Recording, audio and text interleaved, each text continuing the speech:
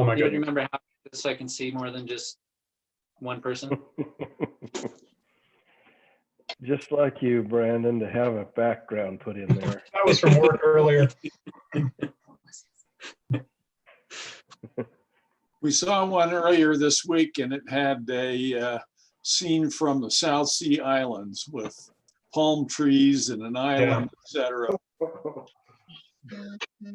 That'd been nice.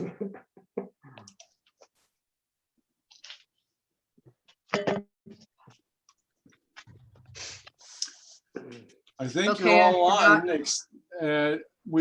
Had an email from Commissioner Arner that said she'd be joining us later. So don't we have everybody else on? Do we? Think so. Yeah, okay, you guys are gonna have to remind me, how do you show it where you can see like different people other than just who's talking? You know, Right where in it the- shows like more than one down at the bottom? Do you remember how to do Shows that? view options at the top. Yeah. And might be Let's under see. there. Let's There's see the view. Under like participants. Actually, I think it's on video. What type of device are you on, Nicole? iPad. So swipe to the right. Or swipe to the left. Like it should change your view as you swipe your finger across the screen. I got nothing. I can only get something. Oh, wait. Oh. I can only get something like if you pull down the top, it has some stuff under participants and then under more. At the bottom, do you have one picture showing? Just Nicole? one, yeah. Is there a little plus sign in the top left of it? Yeah, let me try that. Click on Aha, that. that was it. Thanks, Alan. Oh. At the tap on your screen, can the see top it. right It's got his hand corner. microphone off.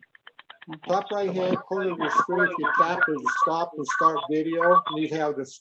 Need to have it. Have start your video.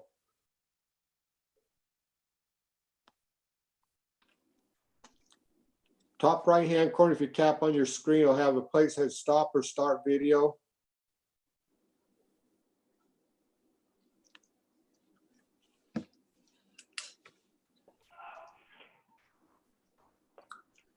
Okay, are we ready?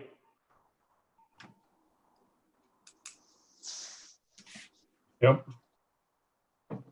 Hi, Okay. Lynn.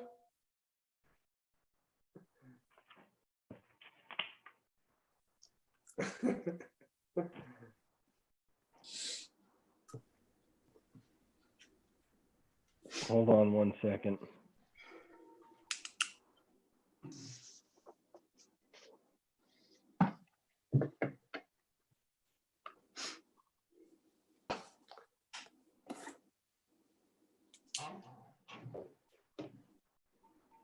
Okay, should we go ahead and get started?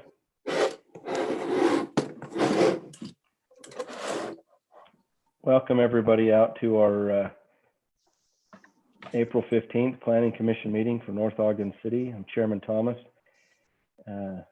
We are having our meeting again tonight by way of the Zoom meeting.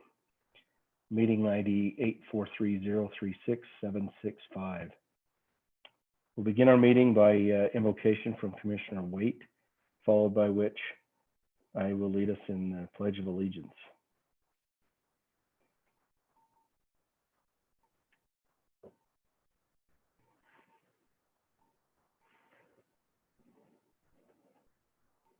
Commissioner Wade, you're muted.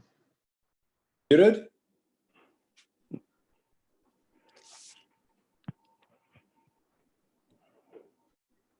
Hang on. You're good now. Okay, you got it? Okay. Our dear Father in heaven, we're thankful for this opportunity we have to meet as Planning Commission and North Ogden City staff and community members. We thank thee for the opportunity we have to live in a land where we're able to work with government and have a voice in how we are governed, and we're thankful for this beautiful city that we live in and the great citizens that we have here. We pray that we might all work closely together, that we might create things, ordinances, and make decisions that will be for the benefit of the whole of the community. We ask a blessing on those who are working to provide health care for those who are struggling with the effects of this pandemic that is plaguing the world. And we pray for those who are seeking solutions, ways to prevent or to cure this disease. Bless them that they will be guided by thy hand. And we say this in the name of Jesus Christ. Amen. Amen. If you have a flag or something you can do, is please follow the Pledge of Allegiance with me. I pledge allegiance to the flag of the United States of United America States of America, and to the republic for which it stands, one nation under God, indivisible, with liberty and justice for all.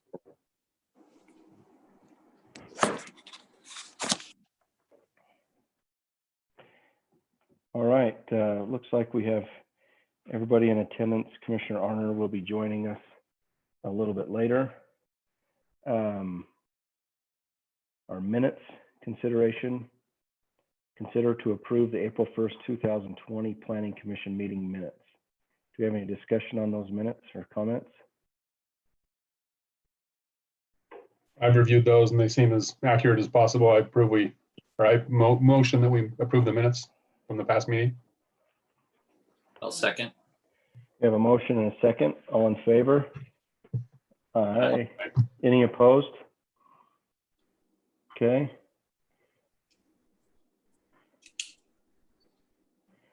Our opening meeting statement. Do we have any public with us tonight? Rob, I guess you can go through that. Thanks, Chair. As you'll note, I sent out an email to the commissioners that did an abbreviated opening meeting statement for our electronic meetings, and I also made a couple edits for when we get back together. So if any of you have comments about what I've edited, please send me an email, or certainly tonight you can comment as well. I'm going to explain the process that the Planning Commission will use in making decisions and the rules that govern the agenda items or hearings. The Planning Commission is interested in receiving public input and treating everyone fairly, that is both interested parties and applicants. The Planning Commission is governed by Utah state law and the North Ogden City zoning and subdivision regulations. These codes contain criteria that the Planning Commission must follow in making its decisions. Before each agenda item begins, city staff will give a report. The report will identify whether the item is an administrative or legislative item and list the criteria that govern the city's decision. After the staff report, the applicant will speak first. If the city is the applicant, the staff report will present the applicant's case. Following the applicant, audience participants will be recognized by the chair to make comments or ask questions. The applicant has final rebuttal time. Applicants or their agents will be allowed up to 10 minutes for their initial presentation and 5 minutes for rebuttal time.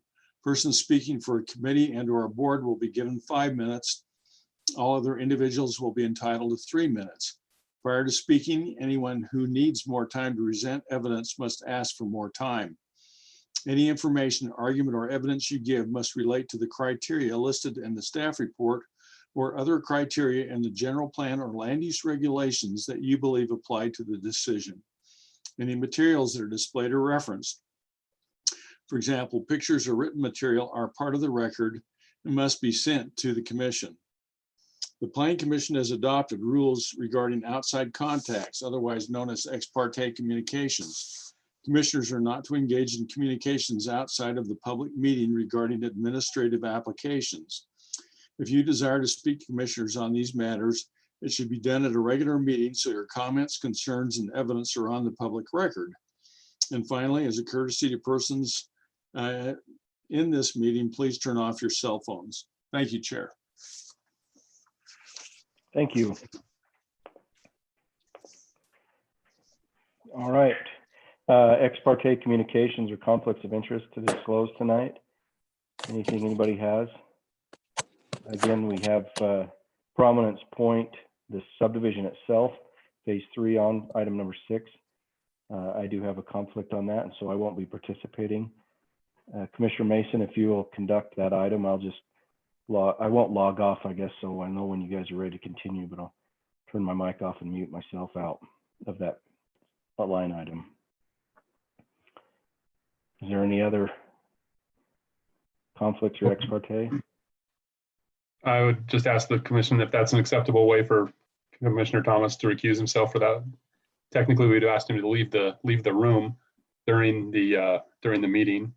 We're already out of the room, so I feel that his just muting himself and turning off his mic and camera should be fine. Is everybody okay with that? No, that's great. Yeah, I don't know that he even needs to go to the bathroom or something, Yeah. but Any dissenting vote on that? we're good. Thanks. Okay, thank you. All right, we'll begin our meeting now with public comments for items that are not on the agenda.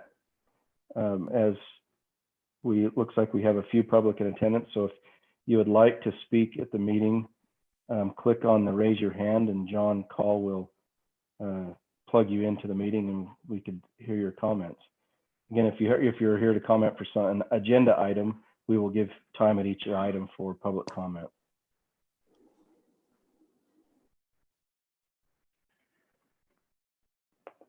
Anybody raising their hand, John? Nope, not yet. And the comments or the chat function is open as well. Oh, During yeah, okay. So, but as of right now, no one's raised their hand or typed in a chat yet. Okay. Well, we'll go ahead and move on to item number 6 then, our administrative item.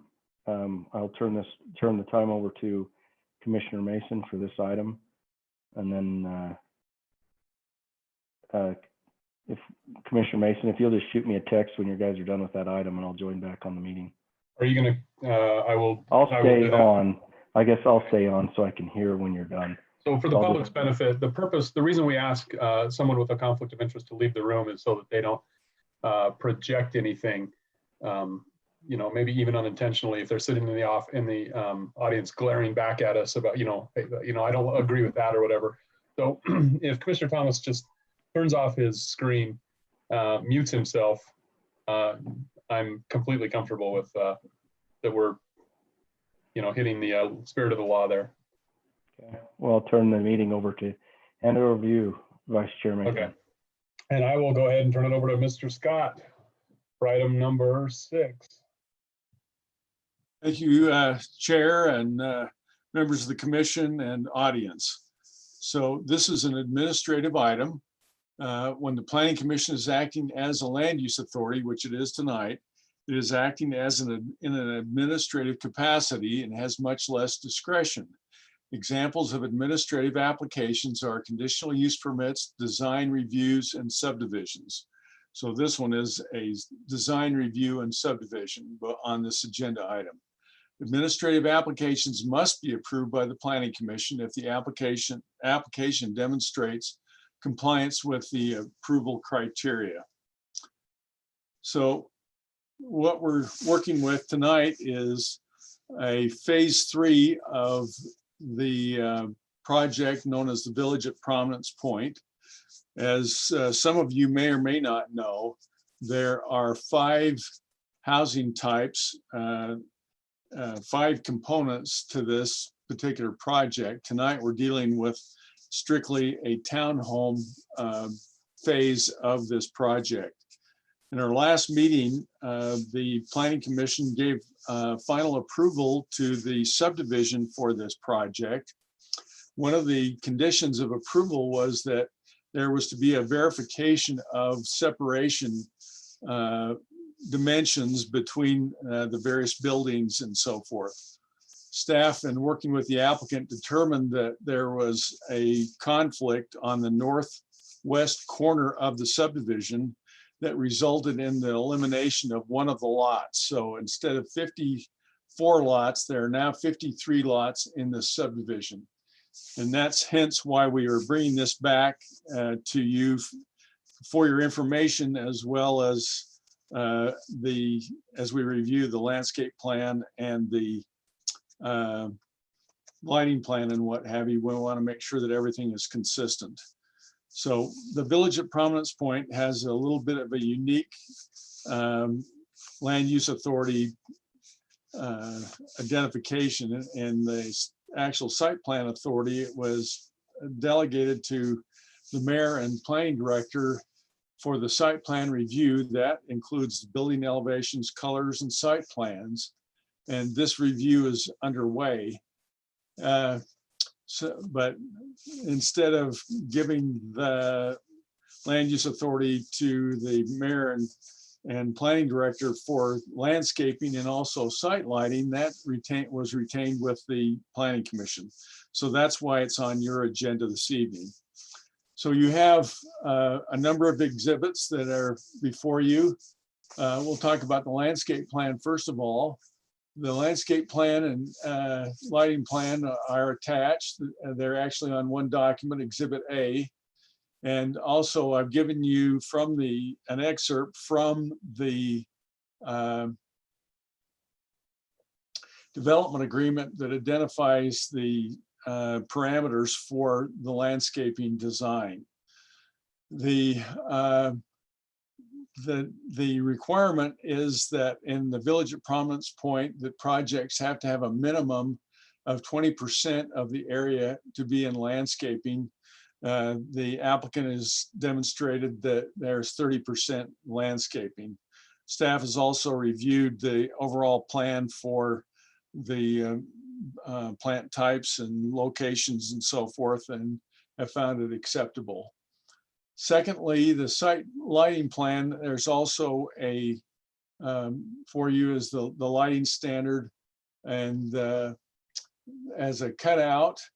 And then the lighting plan, it shows that there are three light fixtures shown along 300 East. They're located at the 1700 North intersection, midway in the project and at the trail crossing. In terms of conformance with the general plan, the information we provided talks about increasing housing quality and variety, talking about create design standards and work with property owners and homeowners to maintain and improve existing properties. The summary of issues before you tonight are: does the proposed landscape and lighting plan meet the intent of the development agreement? Does the proposal meet the North Ogden zoning ordinance standards? So I've got two recommendations that are written before you, and then I'm going to add one verbally. First of all, the staff recommends approval of the landscape plan and the lighting plan for the Village at Prominence Point Phase 3.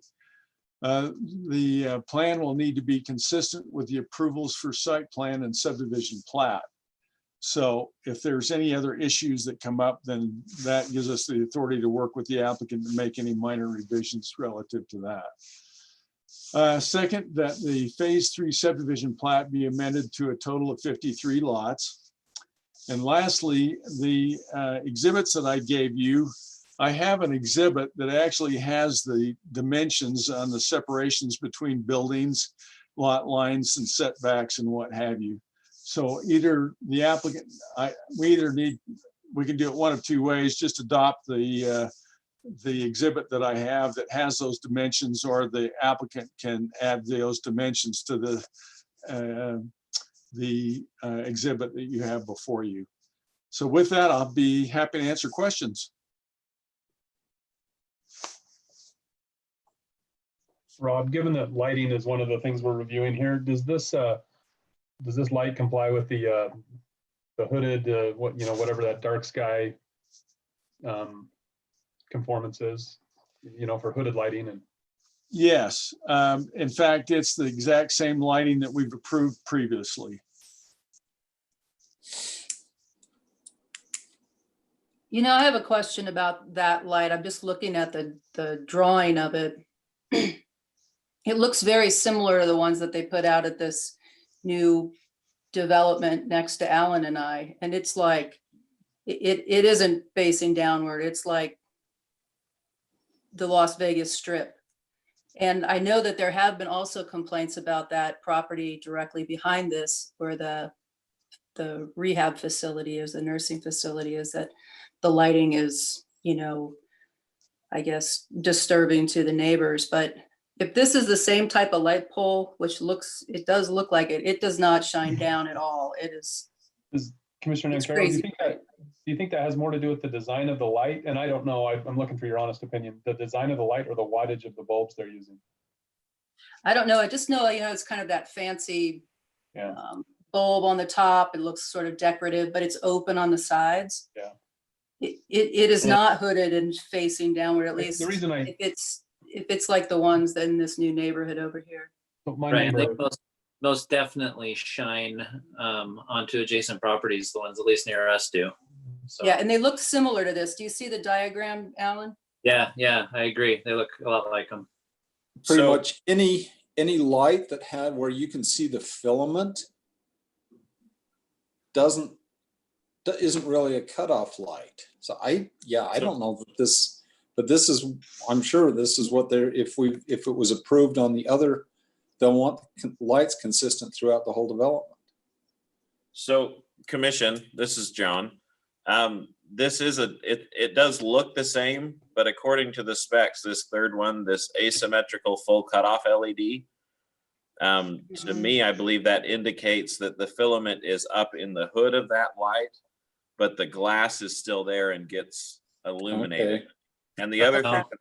that might be a difference is it has an auto sensing 70-watt driver, which means that is picking up the ambient lighting outside and brightening and dimming.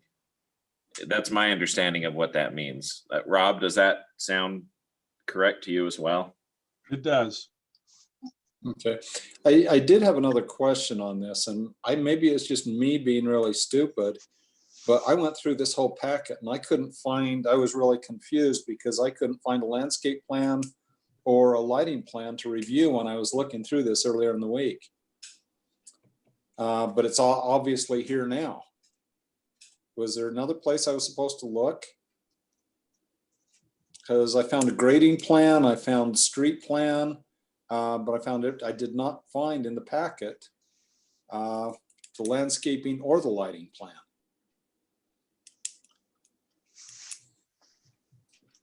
Well, to be honest, I didn't verify that that attachment was there. So Oh, okay.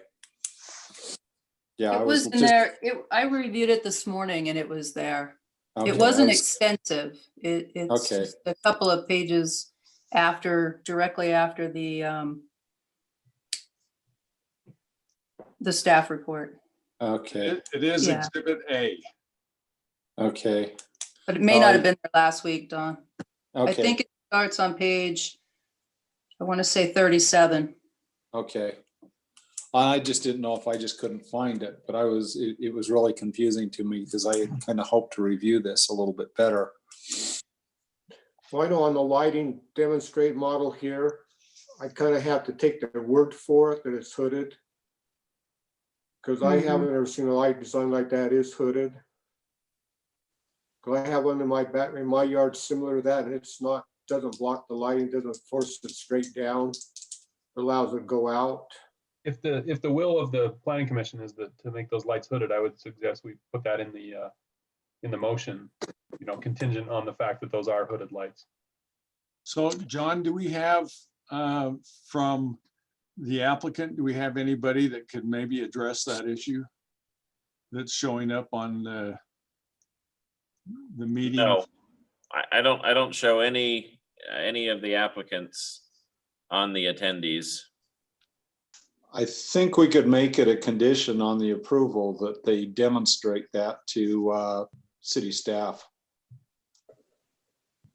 I'm okay with that, Rob, Yes, the attorney. that's definitely a standard, so they have to meet it. I sure sympathize with the neighbors that complain about the lights. You know, my neighbor across the street has a light like that. He made out of a mailbox, and it wasn't bad till he upped the wattage of it. And so I don't know what standards I don't know what good wattage is for a building like this. So I don't have anything to put in a motion, but you know, excessive lighting is just so obnoxious. And I should make note that the complaint that we had on the independent living facility, those lights are much different style of lights. They're up like 20 feet. They still do project down, and they are much different than these.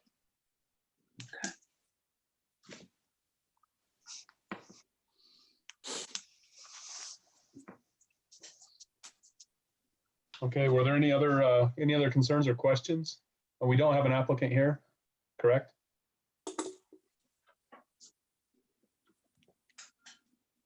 We So do not have John the or applicant. Lynn, we still don't have anybody from the applicant on wanting to don't. speak. Okay. Okay. Do we have any other questions for city staff? Oh, we just had an applicant jump on.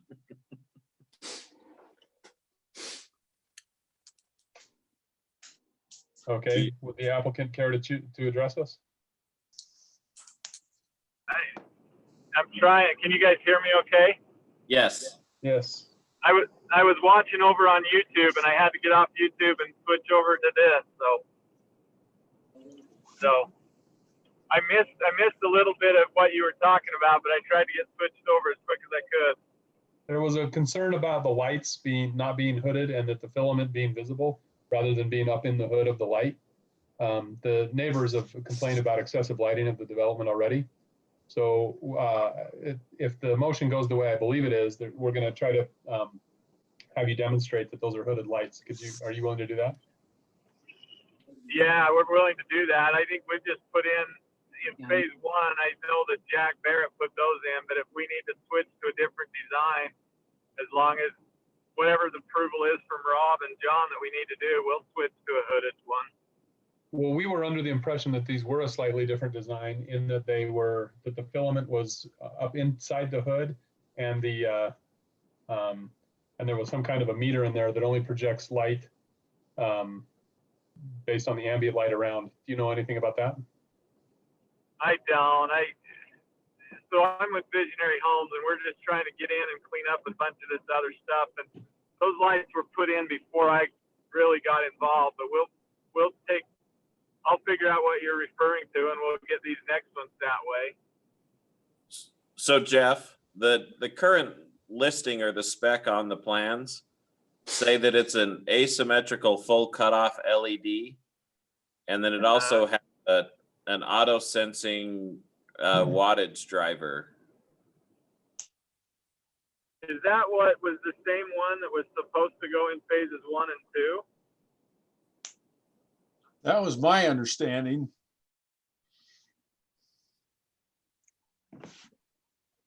Yeah, I guess the commitment I can make to you guys on this one is we'll make sure it meets your guys' requirement. Phases 1 and 2, we'll have to go back to Jack and figure out what they've put in and if they can be switched out or whatever. But on this one, I'll make sure we get what you guys are after. Okay, So I just opened up the file from the previous approval, and it is the same light fixture. Okay, so we just need to dive in and see if it's meeting those criteria that it says in there.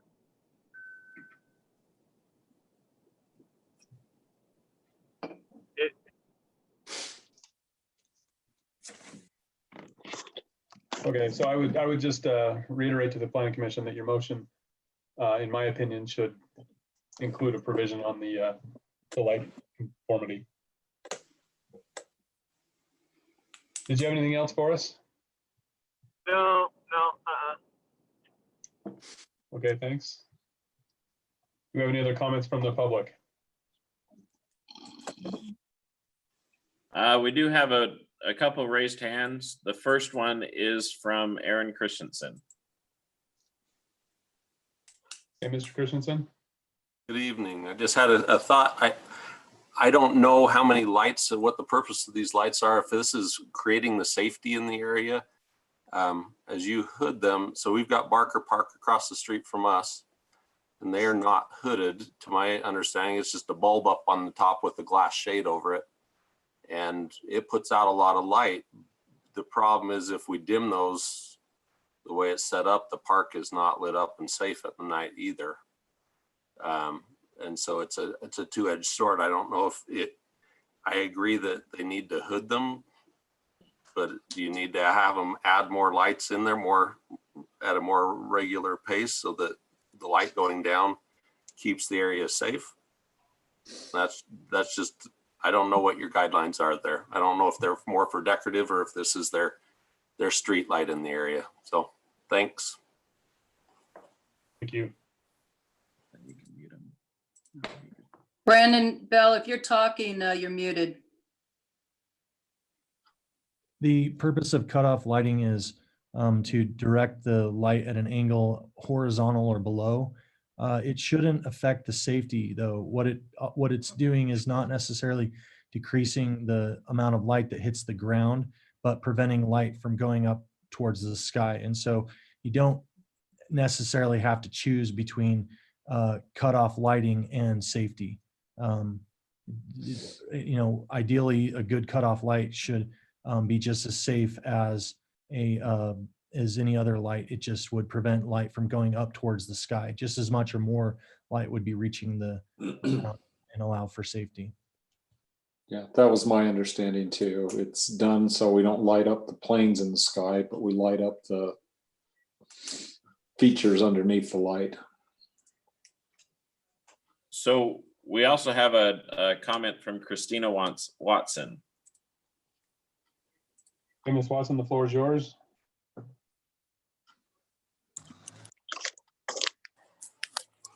Hi, this is Christina Watson, 1820 North, 100 East. I feel like I live back here, and I feel like I do understand that the assisted living is very bright, but seeing as most of the Prominence point is behind that, I don't know if it's really, I'm sorry. I'm sorry, I apologize. I don't know if it's as necessary to be worried about the neighbors when this other bright area is in between us, is my comment on that. But I also wanted to just address one other thing. I'm not exactly sure how it works here. When you open up the master plan and, change some of it or something, is that a chance to change anything on the Prominence Point plan? I don't know. Maybe this isn't the right time for this comment, but I feel like ever since several years ago when this came up before, they addressed having another entrance to Prominence Point on, 1900.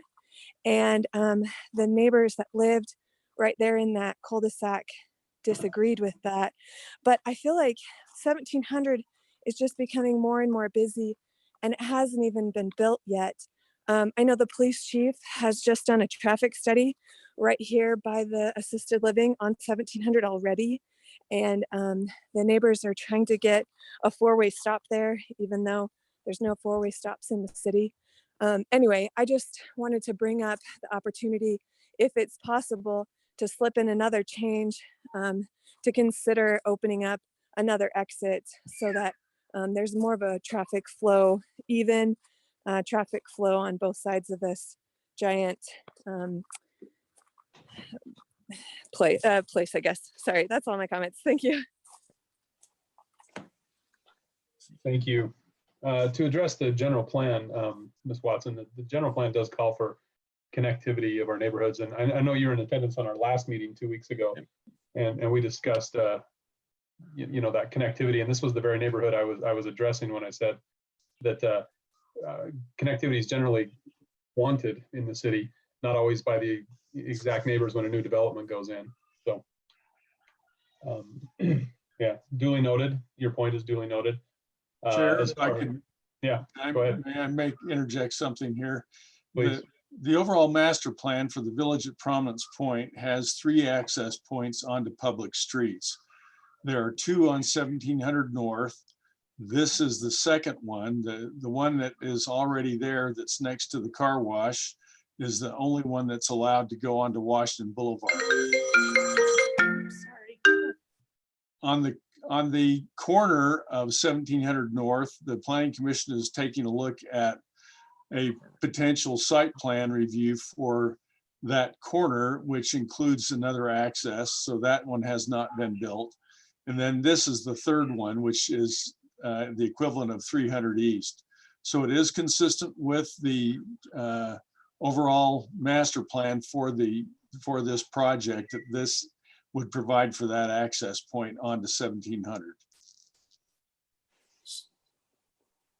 So Chair, we now have a comment from Stephanie Casey. Yeah, Okay. sorry. I also got a phone call at the wrong time. Sorry about that. Just talking about the exterior. Remember to include your name and address for the records. Okay, There you thanks. go. Stephanie Casey, 2444 Barker Parkway. When we were discussing you guys were discussing the exterior lighting and how the bulbs are trying to stop the light. You know, we're trying to stop it from going up into the sky, but you know, it's going horizontally to keep it safe. I'm just curious about the exterior lighting in the city code where it says no spotlight or floodlight shall be installed in any way which will permit the direct rays of such light to penetrate into any residential zone or onto any property used for residential purposes. How do we mitigate that? Does that matter here or at parks per se, you know? Because I get the safety, but yeah, there is something about having your home lit up by lights. So that is the standard that is being upheld by this particular review. So these lights are meant to be lights that project onto the walkways, the sidewalks, through this particular phase of the project. But they shouldn't, because you guys were saying that they are the same lights that are at the retirement home, which. No, like, they're not. They're not, They okay. are not the same. Yeah, because I've seen that, you know, and Barker Park does, you know, any of the bedrooms at the front of my home are lit up at night. So, you know, moving forward, it'd be nice to make sure that these homes and potential homeowners will not be dealing with, you know, this kind of light, especially if it is in our city code. Okay, thank you. Thank you. Complete agreement with you there on that. I think excessive lighting is awful, and I see this as a hooded ornamental, not just an ornamental light, but a functional and ornamental light, not the spotlight or the floodlight that is detailed in that ordinance. But I'm glad we review these things so we catch those. Okay, did we get a name and address from Mr. Christensen as he addressed Lynn? Did you get what you need there for the records? I can't remember if he gave us a name and address as well. He Yeah. did? Okay. Okay, did we have any other public comment on this? Okay, if not, yeah. Not currently. Okay. Okay, is there any further discussion from the Planning Commission? Would you like a motion? I would entertain a motion, and any further discussion that wants to happen, sure.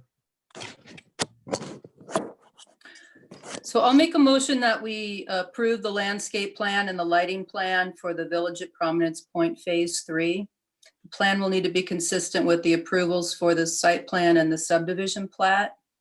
Also that the Phase 3 subdivision plat be amended to a total of 53 lots.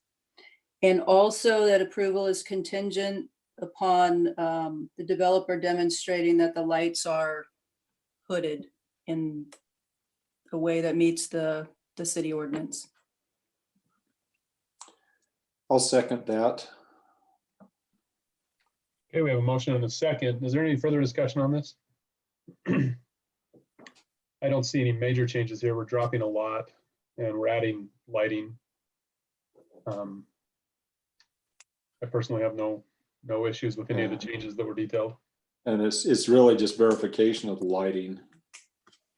So it Yeah. might not even be that might not even be a big deal. So, If there is no further discussion, I'm ready to vote. Last chance for discussion. Okay, let's call in a vote. Commissioner Waite, yes. Commissioner Nancaro, Yes. Commissioner Barker, Yes, Commissioner Lunt, Yes. Commissioner Thomas abstains, Commissioner Arner is unavailable, and I vote yes. And the motion passes, and I'd invite Commissioner Thomas back to the meeting if he's still within earshot.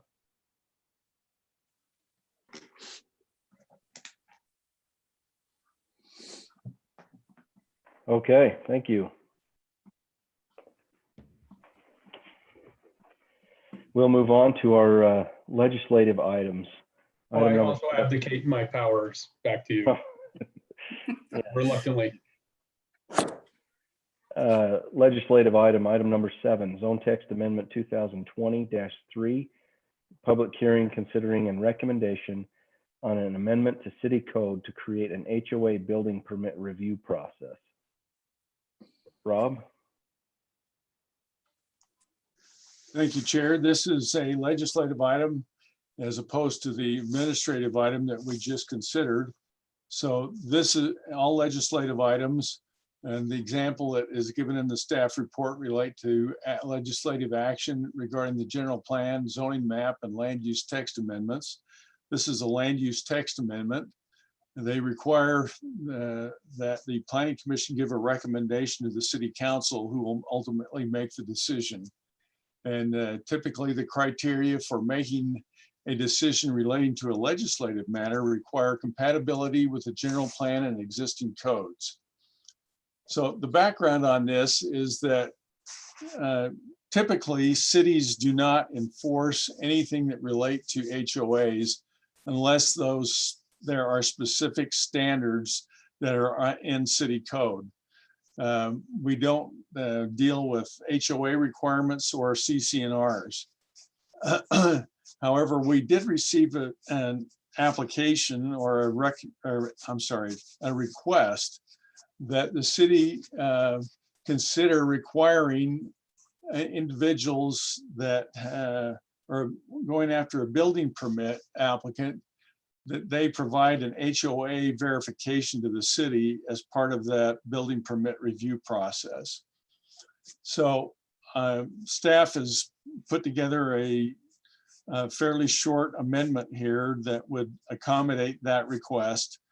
It would not automatically be triggered unless the HOA specifically made a request of the city to entertain that type of a review. So you can see this is in the section in Title 11, Chapter 1, under Administration and Enforcement, under subsection 3, we're adding this new subsection. Upon a request from an active HOA, North Ogden City will require that applications for a building permit must accompany a letter from the HOA that the HOA has reviewed and approved the building plans. Ultimate responsibility for design and approval and inspection of any components required by the HOA ultimately fall upon the HOA. The city will not inspect for items required by the HOA. So with that, this is a public hearing, and unless you have questions, commissioners, again, this will be a public hearing. I do have a question. Is this is there precedence for this? In other words, when you drafted this, did you grab this from existing municipalities that may have something like this? We did not. We simply felt like that this was potentially a reasonable request to be able to coordinate between building permit applicants and the subdividers or developers that have HOAs in place. We've run into not a lot of these circumstances, but a few where there was some issues with whether or not the building plans actually were consistent with the HOA and the CC&Rs. And so what again would trigger your, us knowing that we are going to require a letter from the HOA? We would require them to provide us with a letter saying, we request that this process be put in place for our development. In other words, we're not going to carte blanche start doing this unless we get a request from the HOA. But how would we know to even ask someone if they are a member of an HOA? Well, the way we would typically handle this is we would, as part of our technical review, we would include this as an option for them to make that consideration. So we would provide that information to the developers as they come through for their subdivision approvals. You know, Rob, I guess I have a concern, but I'll maybe form it in a question, is that there could be big delays in an applicant getting this through their HOA and all their meetings, or if the HOA submitted something to the city that they didn't like the building permit, but the building permit in every other way met city ordinance, would you deny the permit? So if the HOA says they don't approve it or you don't get the letter, but they meet the requirements of the city ordinance, I would assume that you would still have to approve that permit. Well, what this does is it diverts the potential for a lawsuit that would then end up delaying the project. So in other words, we're trying to be user-friendly to both the developer as well as to the applicant. So for the most part, if it's a fairly new project, that's where I'm thinking that this is going to occur. When people bought those lots, they should be put on notice already that there's an HOA and that they have to go through a review process. So this is simply a reminder. So I don't know if John has something he'd like to weigh in on with this as well. So it essentially what it does is it adds a requirement that if there's an HOA, the building permit application is not completed and ready to be filed until the HOA gives their approval. And so it does kind of stall it at the HOA. I believe most modern HOAs have a turnaround requirement, meaning the HOA will give them an up or a down vote within a certain time frame, but that might not always be the case depending on who it is that puts the HOA together. Yeah. So I think it's a legitimate concern. So I think that's the discussion, is how do you balance all of these competing concerns? And luckily you get to make those decisions, Commission. You know, Go ahead, Mr. Barker. You know, this isn't much different than when we built our house on Barker Parkway. To the covenants we had to meet to build along here, it was just a couple of pages, about 11 pages long. And where the guy who built our house had to meet every one of those things before he ever put forth the plans to the city to be approved. And if you didn't meet any of those things, it just wasn't approved. Yeah, okay, but what's the scope of this? Is it all building permits? Because I mean, I agree with Commissioner Nancarrow. I know we're not in discussion part of this yet, but you know, if it meets all of our requirements, but the HOA doesn't like the color of the door that they're going to put on there, I just don't see why the city would want to get into that. But so my question is, because since this isn't the time for discussion, is what's the scope? Does this apply to all building permits? Well, personally, I think the person's going to build towards an HOA, they should be aware of colors, doors, even if the doors, so they're aware of all that before they even go to build there or buy there. So that shouldn't even become an issue. They should all be aware of that before you even start.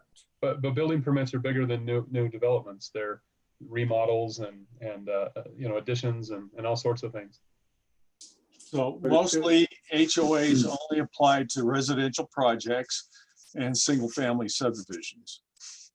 So that's when this would come into play. Well, and it only comes into play based on what you're saying, is if the HOA requests that the city get involved. Correct. require that. Right.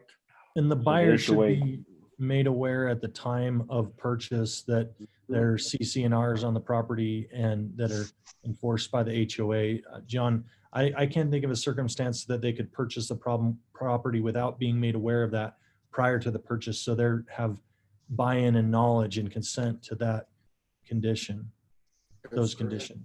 Right. And Yeah, that's usually in the purchase agreement that it's in an HOA, the ones I'm familiar with.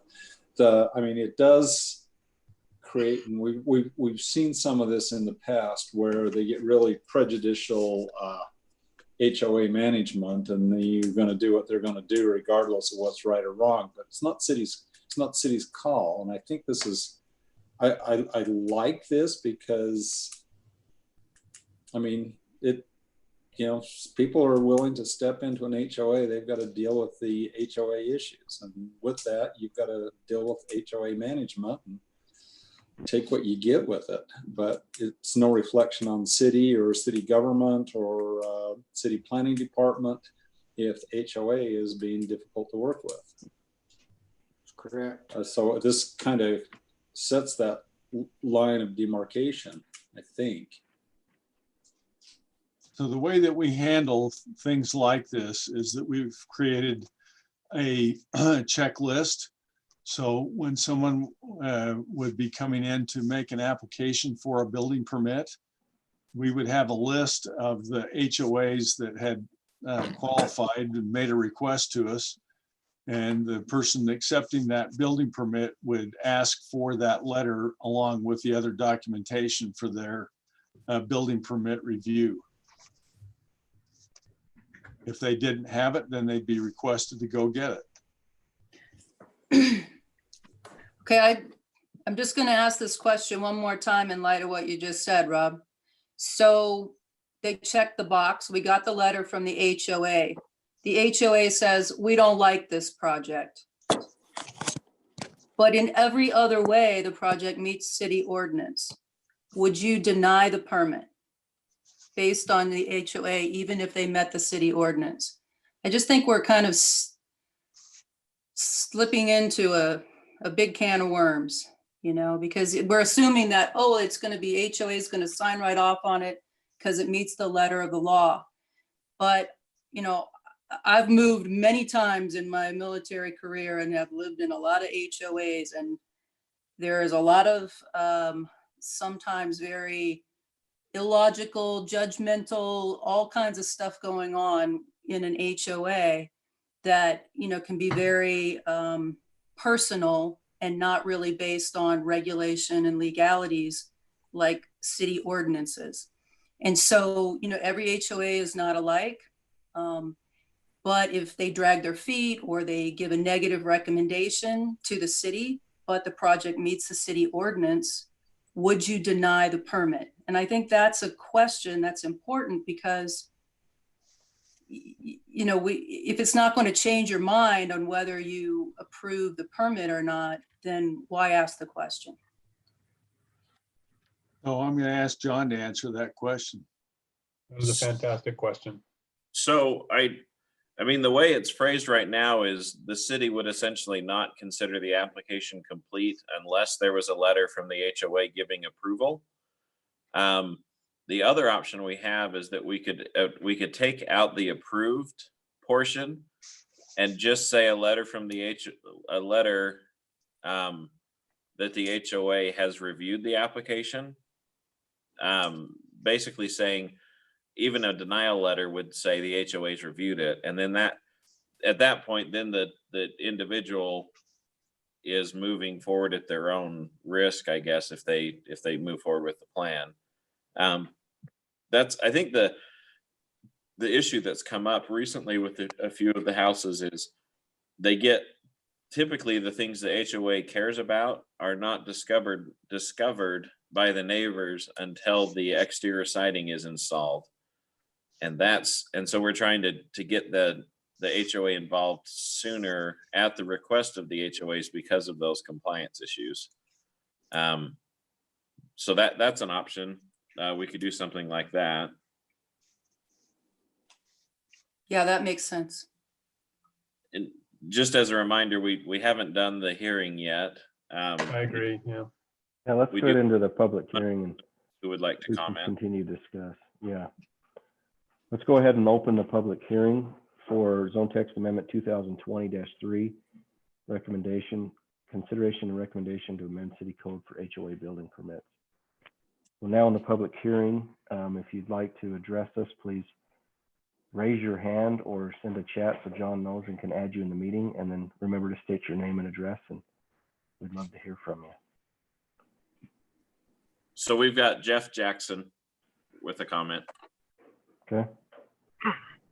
So this is Jeff Jackson, Visionary Homes. I live up in Cache Valley, but do quite a bit of work there in North Ogden. I appreciate the comments that were made. I think they're well thought out comments. I mean, I'm not for or against it. I do worry a lot of times when we work with HOAs, it's a negotiation or it's a give and take. And with the way that this ordinance is written, it gives all power and authority to the HOA. And I agree with a few comments that most of the time those HOAs are really personal or can get very personal, to where if a homeowner rubs another homeowner wrong and they have the power to stop them in something like this, they're not relying on logic or ordinances or anything. They're just saying, well, I know that I've got the power to not give this approval, and I'm going to make this person's life miserable. And I agree with the concept, because we have a lot of HOAs that require that letter to be sent with it, but that's controlled at the HOA level. And really it's the HOA that's got to make sure that's happened. But for the city to turn around and give an HOA the power to say, you can't submit a plan or a building permit until this is dealt with, I don't know. That's a little scary with how personal some of these things can get. But again, I don't have a strong opinion. I worry that it's giving a lot of power to the HOA. So that's my comment.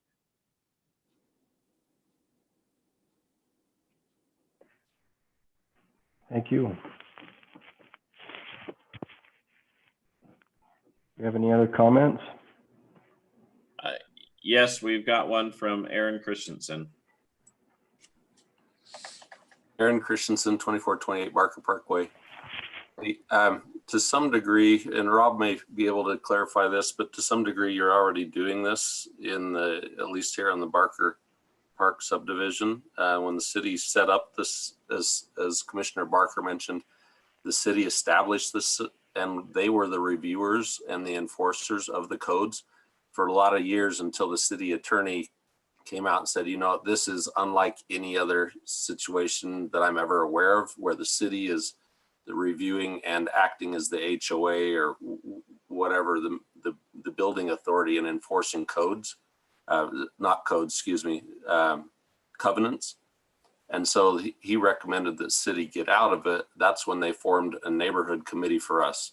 So we don't have an HOA, but we do have a neighborhood committee, and we still have those covenants. And it was incumbent upon us to make sure that each of the lots have those covenants associated with them at the county level. So when somebody buys their lot, they should, when they pull the title to it, it has covenants associated with it, and they know ahead of time what they're expected to do. My understanding is that at the city level, all that you guys have been doing is not reviewing or approving, but if somebody comes in with a building plan, that triggers a little message for you to contact. You have our contact for our owners group here, and that's the clue to them to make sure that they've contacted somebody here in the neighborhood, and that we've done our part on it. I don't know how much farther that goes with it. We've only had it come up, I think twice. Somebody bought a lot thinking they were putting a house that wouldn't fit on it, and they turned around and sold their lot. But the house that's going up right now, they've worked with that committee here, and they've said it's been very smooth. You know, when we approved that lot, that building plan for Barker Park, we were given the power to make those decisions and based it upon the covenants and codes for Barker Parkway. And then we had to notify the city that we approved those plans before the city would even say anything. We had to approve them first. Then the city just, well, they're approved by the Barker Park Committee, so it's okay. Okay. That's all I had. Thanks. Thank you.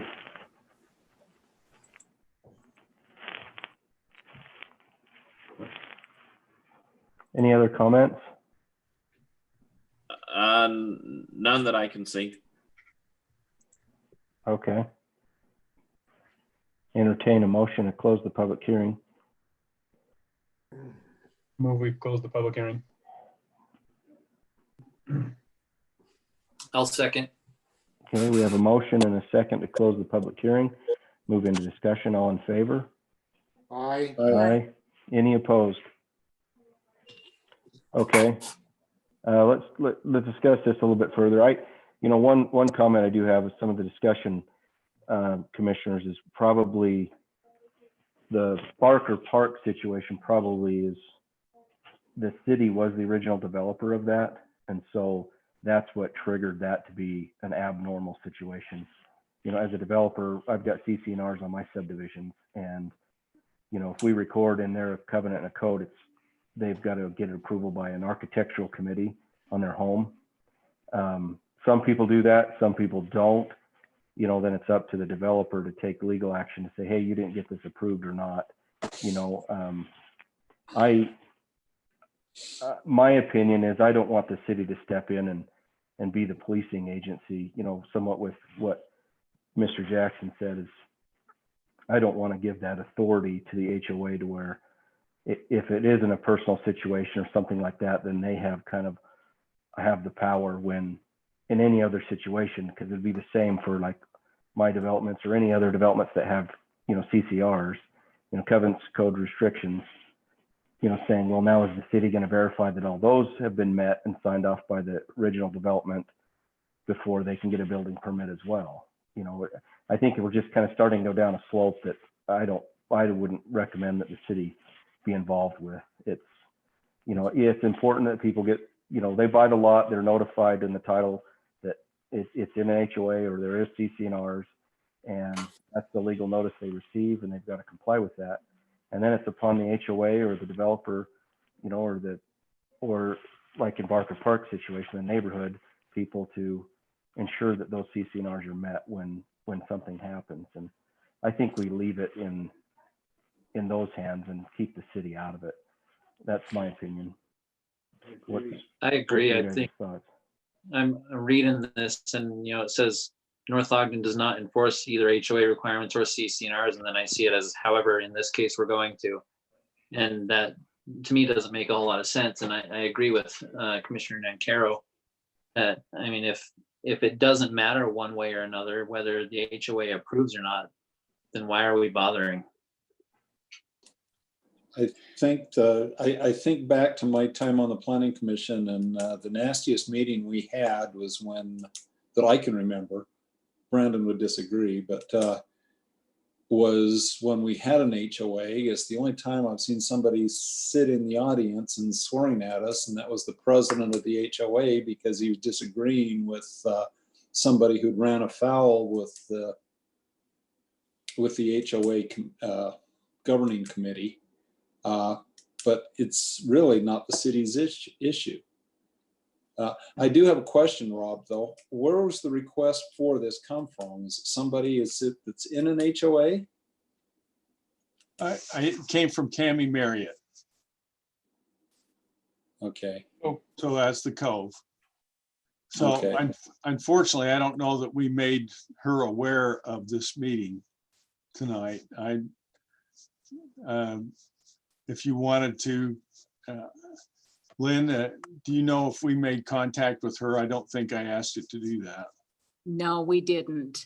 So if you wanted to get her input on it, I would suggest we just table it, and then we'll contact her and she can have an opportunity to participate in the discussion. Yeah, it might be good to hear. It does. To hear her reasoning. I agree that that's fair, but I don't want to negate the comments that have already been made tonight and the people that may have joined for that purpose. If we shift I think we should do that. My concern being that then, we had Mr. Jackson oppose this and Mr. Christensen speak to it. I can't, but those opinions wouldn't be expressed in the next meeting. And, when you just take the tone of the meeting, that's my concern, is when we announce something like this, and then people come out for it, and then we don't deliver on the goods here. And that's my problem with tabling items. But in this case, I think it might be the right thing to do. I guess it's probably up to us. This is a recommendation. Again, this is a legislative item, which then is a recommendation to the city council. And so, again, everybody will be able to express their opinion at the city council level. And maybe we would just recommend that they have an additional public hearing at that point, because some people that we knew of were unable to attend tonight. That way we're not tabling, we're taking into consideration the comments tonight and helping things move along. I agree with that. And while I have the mic here, I agree with the intent of the ordinance. I don't agree with the ordinance per se. Not in the least. I would vote against this. But in the spirit of trying to find something that works, I would encourage the city to just have a checkbox on there. Is there an HOA? Has the HOA approved this? It's not a binding thing that we would actually stop the approval, but it will at least give the applicant pause to remember to go check with the HOA.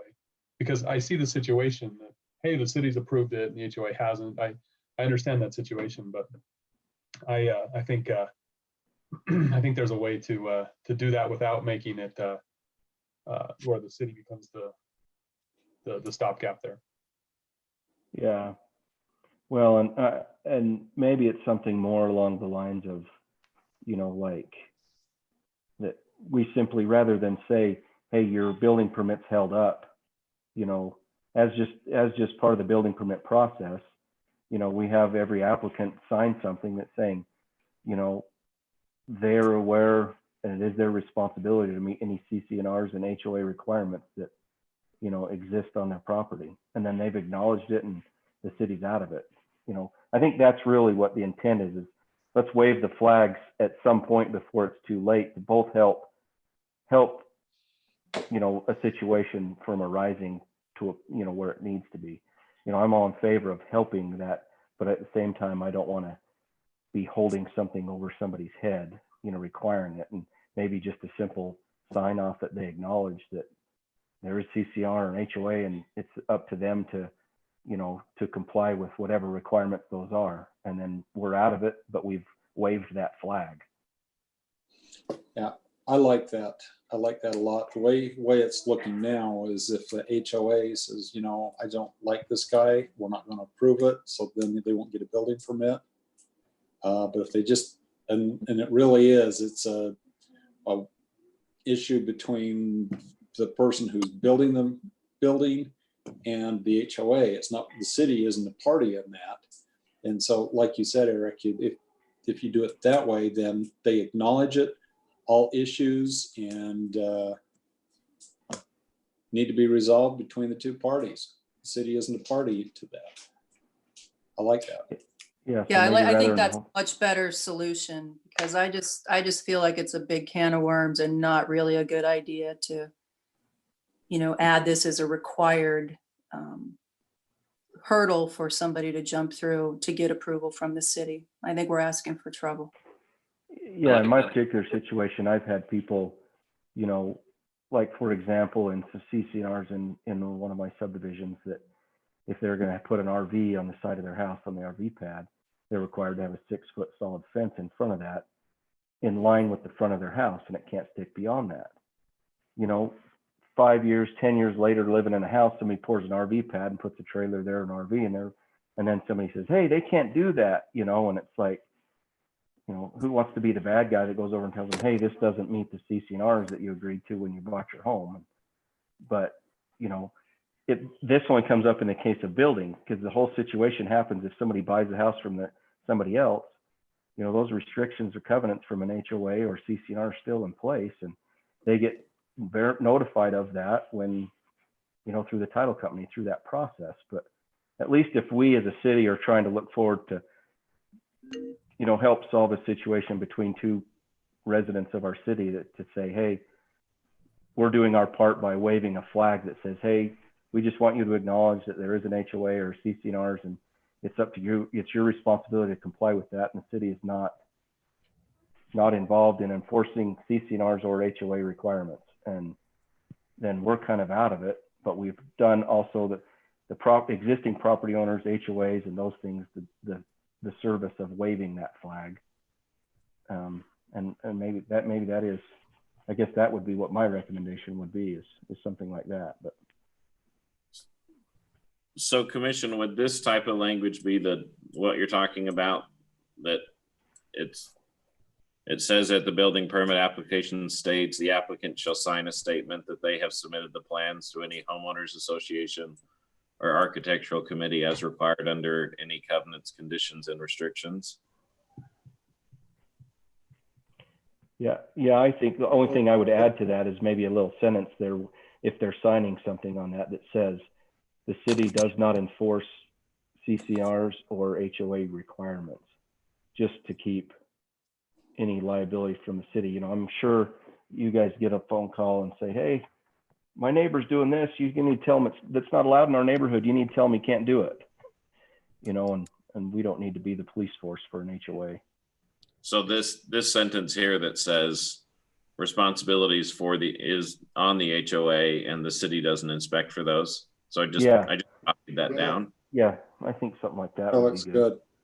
So just to clarify, John, the intent would be then to delete the upper paragraph in red, the first one. Right. Just wanted to check. Thanks. Yeah, we still have the overarching issue that, this may or may not be in line with what the applicant was asking for here. And I do feel it important to have that person's voice be heard in this. I completely agree with where this is going, by the way. It's just the practicality of notifying that applicant and having their voice heard in this too, that I am now leaning toward tabling for that reason. Commissioner Mason, do you feel it is not sufficient that the applicant would be able to speak at the city council meeting? Well, I've thought about that, and it just seems like, with us changing the administration of this, it just seems like giving them a voice to us would be kind of the fair thing, because this may or may not be what they were intending to get. I don't know. I just hate to kind of change something or deny it, where we don't kind of face the person and at least have our voice heard to them. I'm just trying to weigh that out. Yeah. And I don't have a great solution for this, because on the one hand, I meant what I said about tabling it is not fair to those interested parties who sat here for 2 hours and listened to this for this reason. So, and we did have one comment from one of the comments that were made, a follow-up comment saying he would not be offended if we tabled that. So, Commission, just as a point of clarification, it was brought to the attention by the HOA for the Cove, but that is not the only subdivision that has expressed this concern.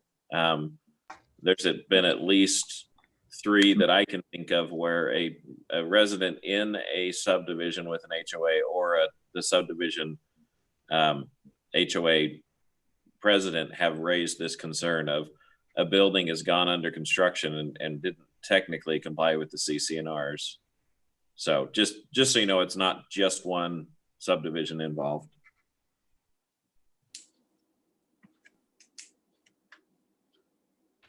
Well, I guess that's it. Do we feel like we want to table it, or just as easily, I feel like an applicant be like, I'll, speak in front of the city council, or yes, this is good. And maybe we make our recommendation to the city council, and with the caveat that staff, reaches out to the person who wanted this on there. And if they feel like they want it before the planning commission, then bring it back to us. Otherwise, pass it on to city council. I like that. Okay. That's a good idea.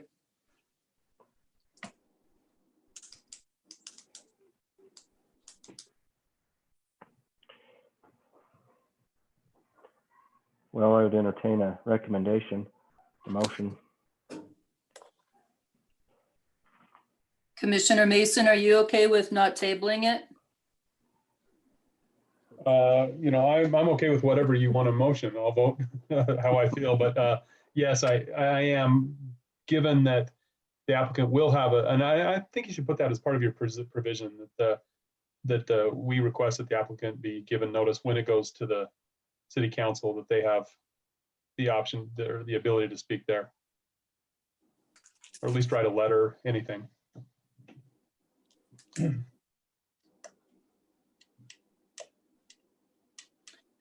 Well, I'll make a motion that we recommend approval to the city council of the revision that that John Call made, the new language in number 3, with the provision that the applicant who prompted this, I guess the initial draft, be invited to the city council meeting to, I guess, indicate to the city council what their intent and their desires are for this type of ordinance. I'll second that motion. All right, we have a motion and a second. Any other discussion? Commissioner Nancarrow, Yes. Commissioner Waite, Yes. Commissioner Barker, Yes. Commissioner Lunt, Yes. Commissioner Mason, Yes. and I vote yes. So that recommendation will get passed on to the city council, and Rob or Brandon, if you would reach out to the applicant who prompted that and maybe express to them that it's moving on, and if they'd like to speak with the city council, then hopefully we afford them the opportunity to do that. I'll make sure that happens. Thank you. All right, item number 8, Zone Text Amendment 2019-13, discussion of a legislative amendment to the city code to create a civic zone. Rob?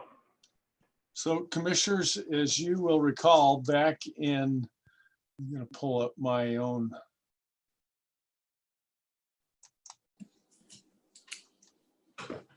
report here.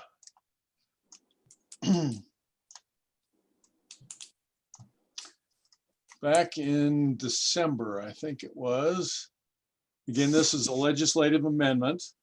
Back in December, there was an initial discussion with respect to overall tenets for the potential of establishing a civic zone. And as a part of that discussion, there was some comments received regarding various refinements. We took those back to other departments.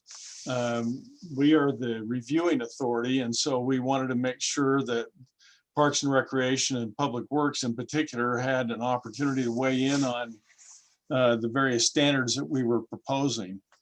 So as such, you can see in the staff report, I've given you a review of the inclusions of the within the ordinance.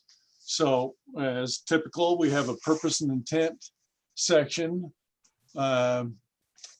So I think it's something that should be very clear to everybody that this is in no way a end run around any city ordinances. In fact, I think it is a solidification of a review process for all city projects, so that we're in a situation where each city project is required to go through a site plan review process. So I wanted to make that very clear. But at the same time, there's a recognition that when we have identified the various permitted uses here, that it includes any and all, basically all civic facilities in the city, whether it's parks or if it does, and some of these facilities don't even have a building on them. But even if it doesn't have a building on them, they would be required to have a site plan. The second thing is that the development standards, because of the wide variety of the various city-owned facilities, it is a sort of a difficult thing to come up with a specific standard for every particular use. So as part of this, I've included a standard in here that talks about how that the Planning Commission has the ability to modify the standards as part of making approvals for the site plan. But one of the criteria is that they have to, that they, meaning the commission, has to be responsible and responsive to potential adjoining uses. So the next section talks about the relationship to our site plan approval process. Those are required. We have in other provisions in the ordinance, we allow for site plan amendments. We've included a provision there so that we don't have to require somebody to come back to, if they have a minor amendment to a site plan or something like that, that could be a staff review. Then we have some sign regulations, fence regulations. We've already talked about exterior lighting. So the standard that was referenced earlier, the city would have to meet that as well. We have standards about trash enclosures and parking requirements. The parking requirements vary so greatly that we included a provision that said that based on the use that the Planning Commission would be given the authority to identify and approve the required amount of parking. That doesn't mean that the Planning Commission can revise the parking standards as far as landscaping or anything like that. It's just strictly the number of stalls. Then we have already have some provisions for public utility substations. Made some revisions there. And then we have a provision on development plans, and I've made some included some references there that would reference this particular chapter to our design standards. So with that, that's a very brief overview. I've given you a draft of this, and this is a discussion. And before we go to public hearing, I would like to see if the commission had specific areas that you would like us to address. So I'll turn it over to you. Thank you. Thank you. As we've discussed this kind of in the past, looks like, you know, we've brought in stuff to us in a written form. Commission, is there any discussion we have on this? I would like to be able to allow the public to make comment on this, but as well tonight, so we can get the full direction to Rob and to make adjustments or what we see the need for. Is there any discussion from the commissioners or? Philosophically, I've agreed with the civic zone for quite some time. I think they, represent a unique part of the city that it's not residential, it's not commercial, and it may have its own requirements. Now, the practicality of that, I'm sure, will be fleshed out here in the public hearing. But in general, I really agree with a civic zone. That we're held to, that it be held to standards and stuff that's laid out in that zone. So.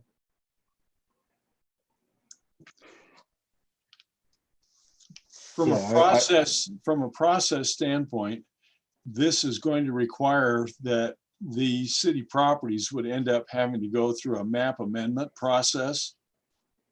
So as part of that map amendment process, the various site plans, we would make note of the ones that we currently have in place. We only have a few.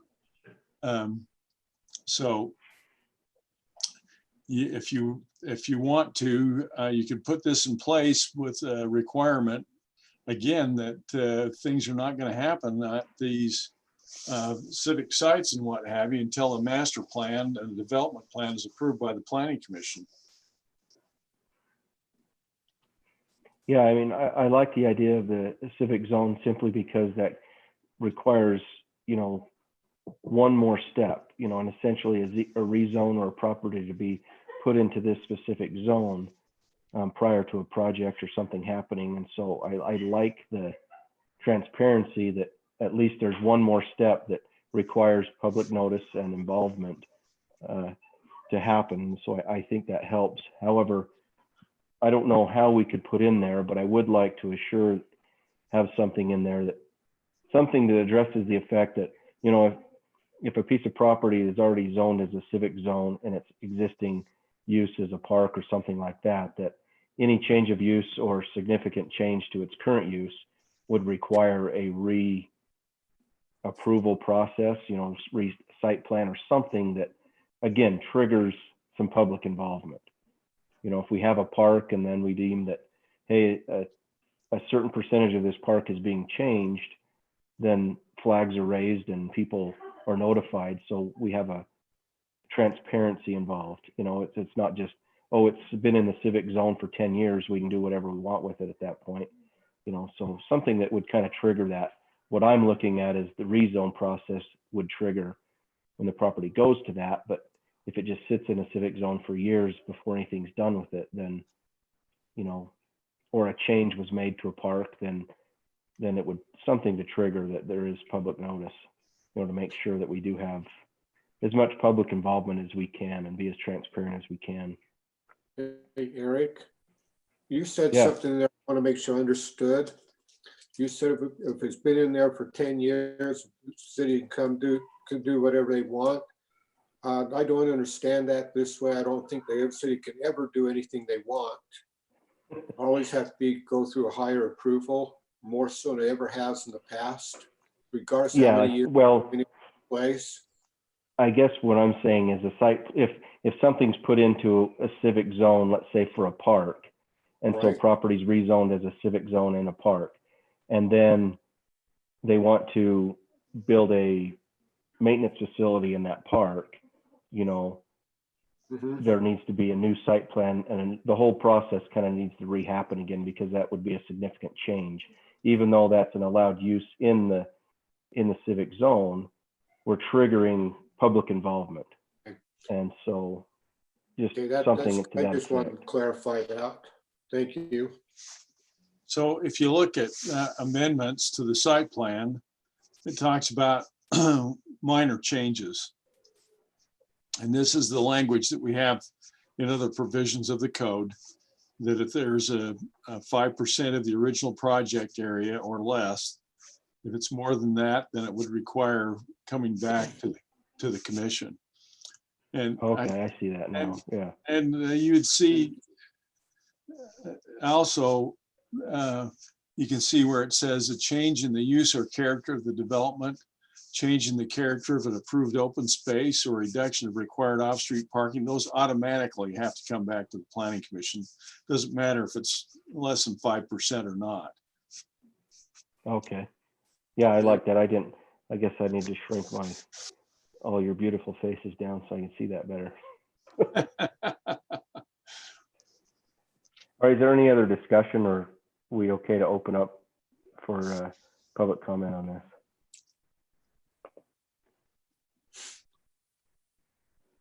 Well, at this time, let's go ahead and open up to public comment. Again, if you raise your hand, and John will invite you into the meeting.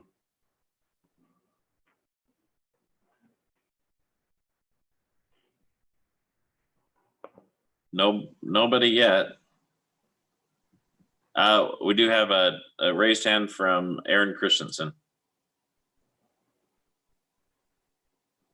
Aaron Christensen, 2428 Barker Parkway. I've just got a couple questions for you. I'm not trying to comment on everything you did tonight, so I apologize, but thanks for hearing me out. I just want to clarify, Rob, with the parking, does this, I'm trying to be trusting on this and just very sensitive to it, and trying to believe that it's not an end around of any way.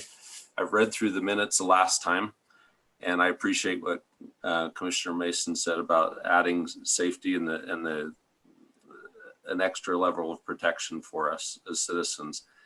Does this allow in any way to increase the number of people that obviously you'll hear across the street at the amphitheater, that suddenly if the commission sees a way, not that this commission would see it this way, but a future commission sees a way to allow some outrageous number like 10 people per car for ticket sales? That's my first question. Another question I have is, we've gone the rounds a little bit on what's commercial versus civic. So if we reach some point that this city can partner with a commercial entity to bring in say a concert, at what point does this become commercial? Because as opposed to civic, if we are renting it out for a commercial purpose, that seems to me like an end around where the city's saying, well, we're just using our civic rights, but it's being used for a commercial purpose.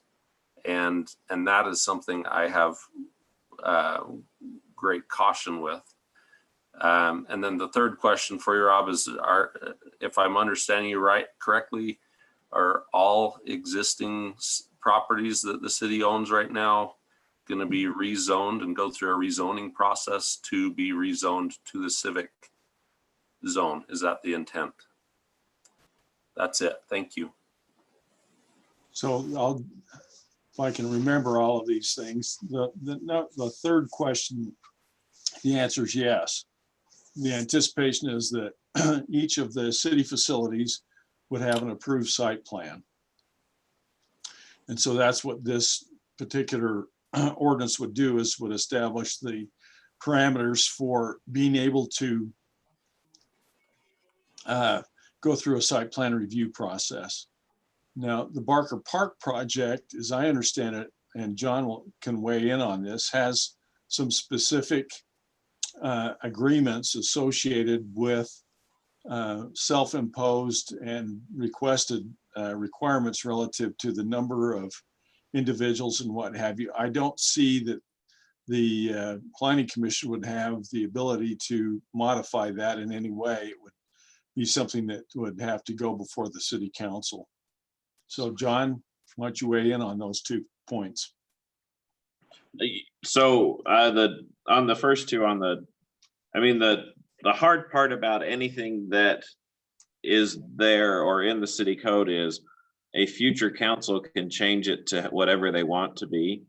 And so I think what this code is doing is putting things in place that people right now believe are reasonable. For example, the site plan that was approved for the Barker Park area included the identification of 4 people per stall, or being the limitation. But that doesn't mean a future council, and I'm not saying specifically on that property, but in another part of the city could say, well, we're gonna say that for this baseball facility, that we're gonna let there be, 8 fans that can come per stall to make the numbers work right. And so nothing that this commission can do can bind a future council. I think that those things kind of come in that area. There's some nuances just because of the restrictions that the state code puts on current councils binding future councils. Does that kind of answer your question, Rob?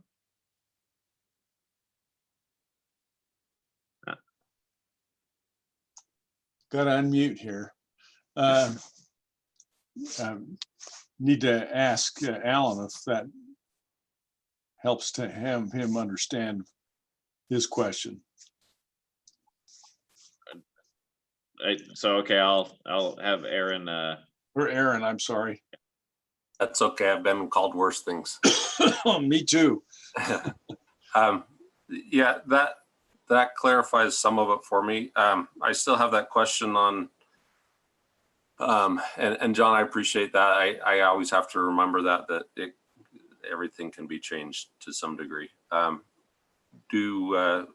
you speak to my question about at what point does it become commercial? How does creation of a civic zone in any of the parks, how does that, at what point does it become a commercial enterprise because we rented it out to a commercial state?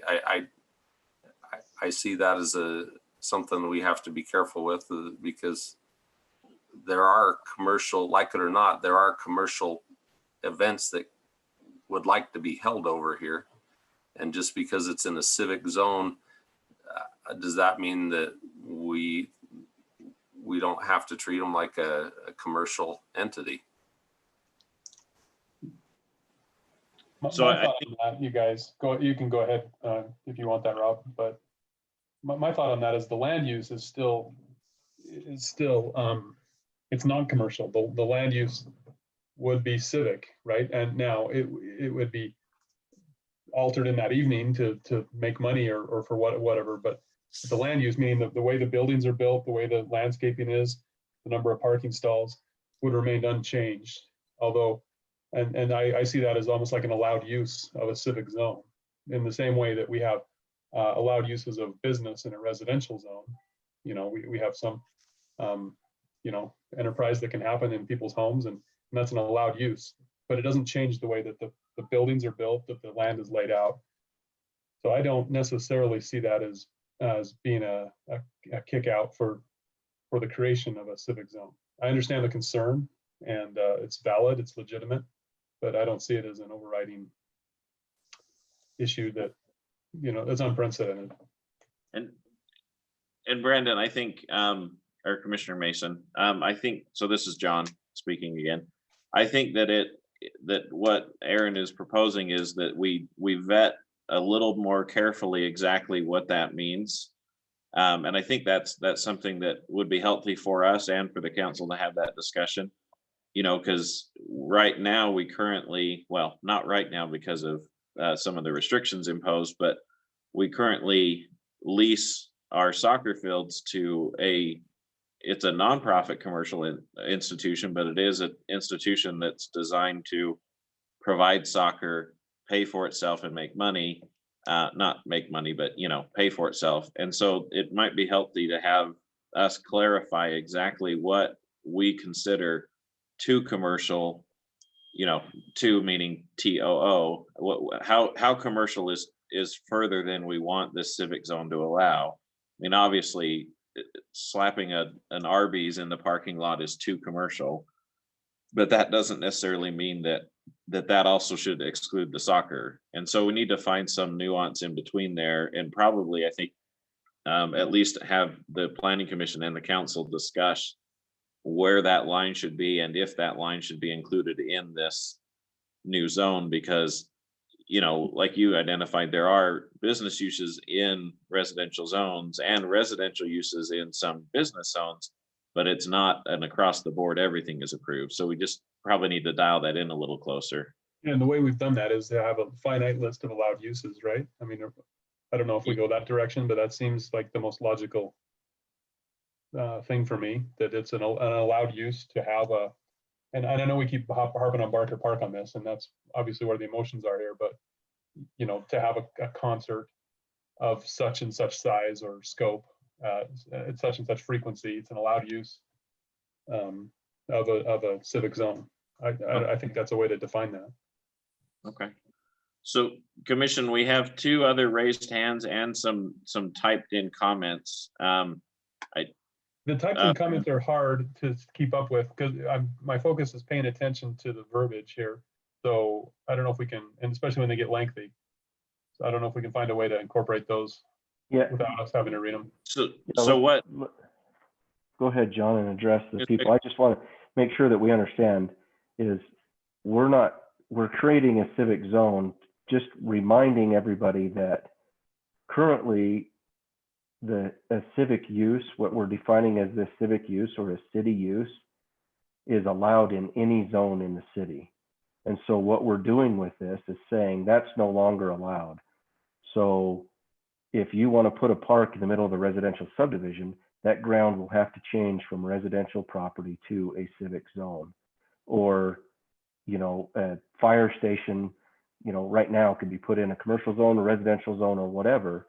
Now, for that process to happen, that particular property would have to change zones to go into this specific civic zone. And so that's the underlying premise to trying to create this civic zone. It's not create a zone and then say, okay, now we can do all these other things. Right now, the city can do all of these things in all of the zones. And so what we're trying to create is, okay, now you can't.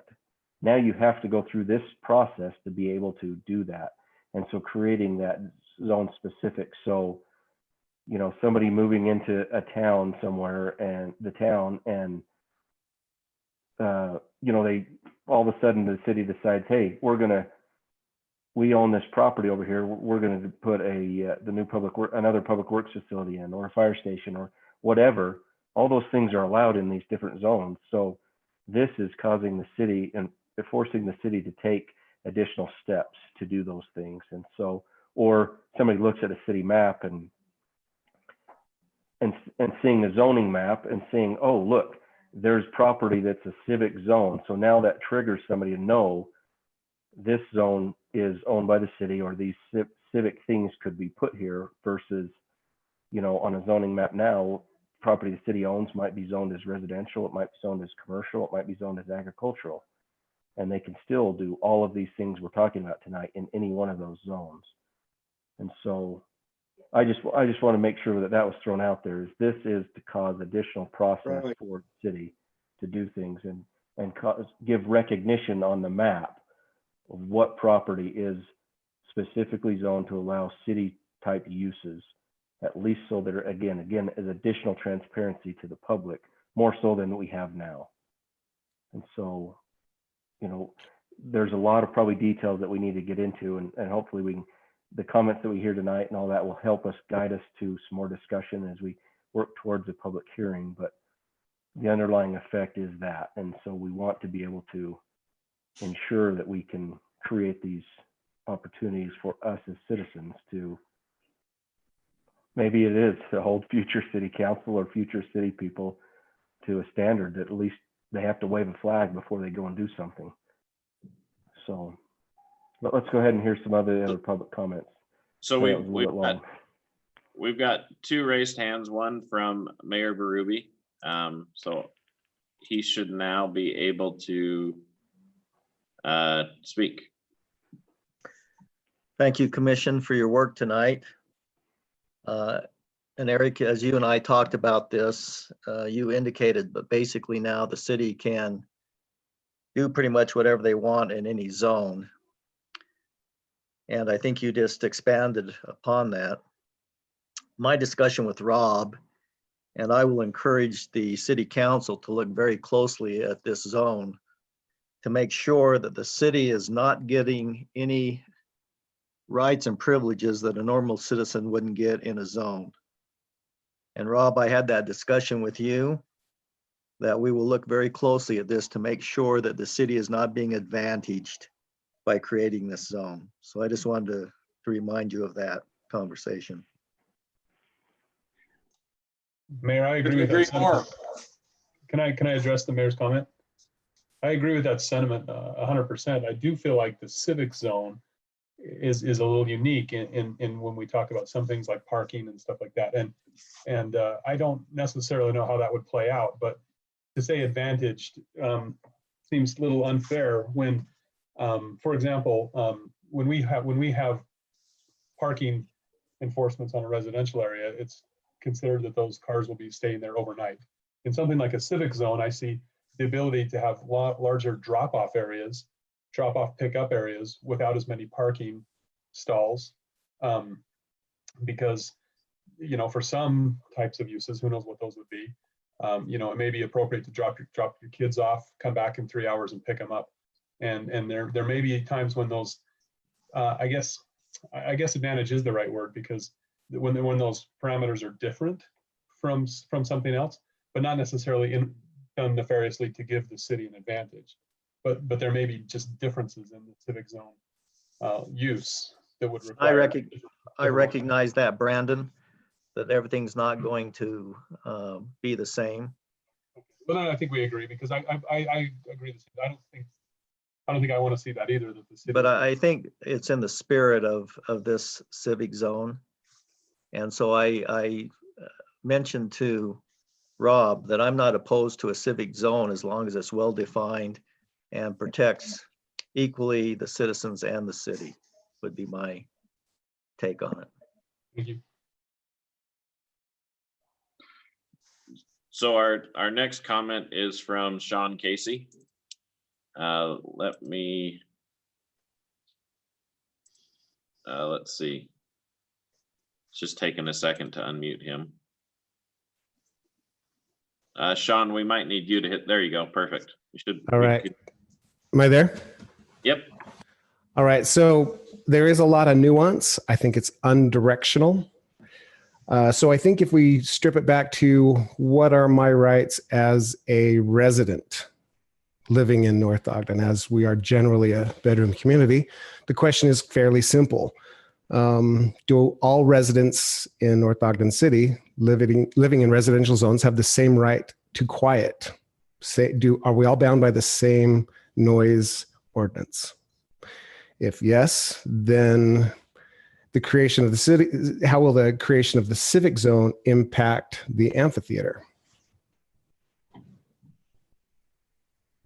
If you'd like someone to address that, I see the creation of the civic zone as being able to protect that, because the zone would allow for, again, different setback standards, which would set those potentially further away from the neighboring houses. So I see the creation of the zone as working towards that end. So I have a feeling you're not done with your comment, so I'll let you continue. So Ed, if I could just respond to that. I haven't put a specific standard for noise in this zone because we have a noise standard that applies across the board to the entire city. So what we're not doing is we're not lessening the requirement for noise standards within the city. I mean, there could be a discussion about the effectiveness of our ordinance. That's a discussion for a different day. But this in no way would lessen the requirement for the city to uphold the existing noise ordinance.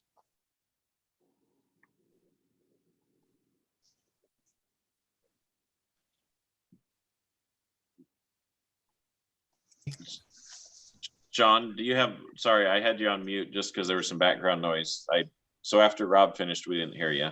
No problem. So yeah, we need his name and address as well on the records. yeah, Sean Casey, 2444 Barker Park. I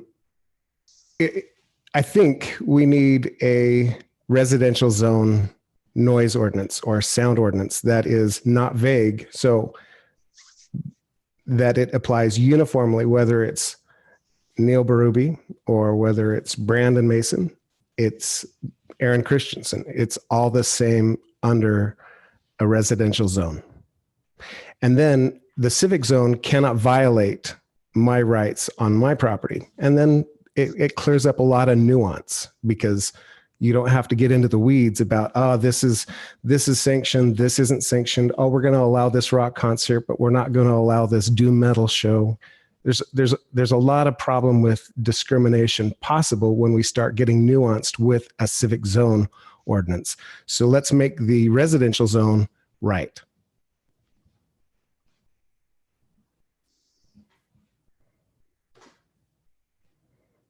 Okay, so Commission, would any of you like to respond? Or there are some written comments. I think, Sean, if I'm understanding your written comment, that you restated that as you spoke. Stephanie Casey did have a written comment. I'll try and I can either read it or summarize it. Commission, which would you prefer? I feel you should read it. I mean, John, I think if anytime you try to summarize it, your own, even if unintentional, your own biases make it slip in there. I think you should just read it verbatim. So it says, at the December 4th, 2019 Planning Commission meeting, one of Rob Scott's first responses in explaining this zone and reason for it was, it's trying to recognize that our residential zone sometimes the coming together of a civic use. People have accused the city of commercial use. Well, it's not commercial use. The city uses are civic and institutional that may end up having some types of activities that somebody could think of as akin to commercial, but they are not. They are sponsored by the community, and it's trying to make sure there is a recognition that that's the case. And her question is, I'd like more clarity on this statement.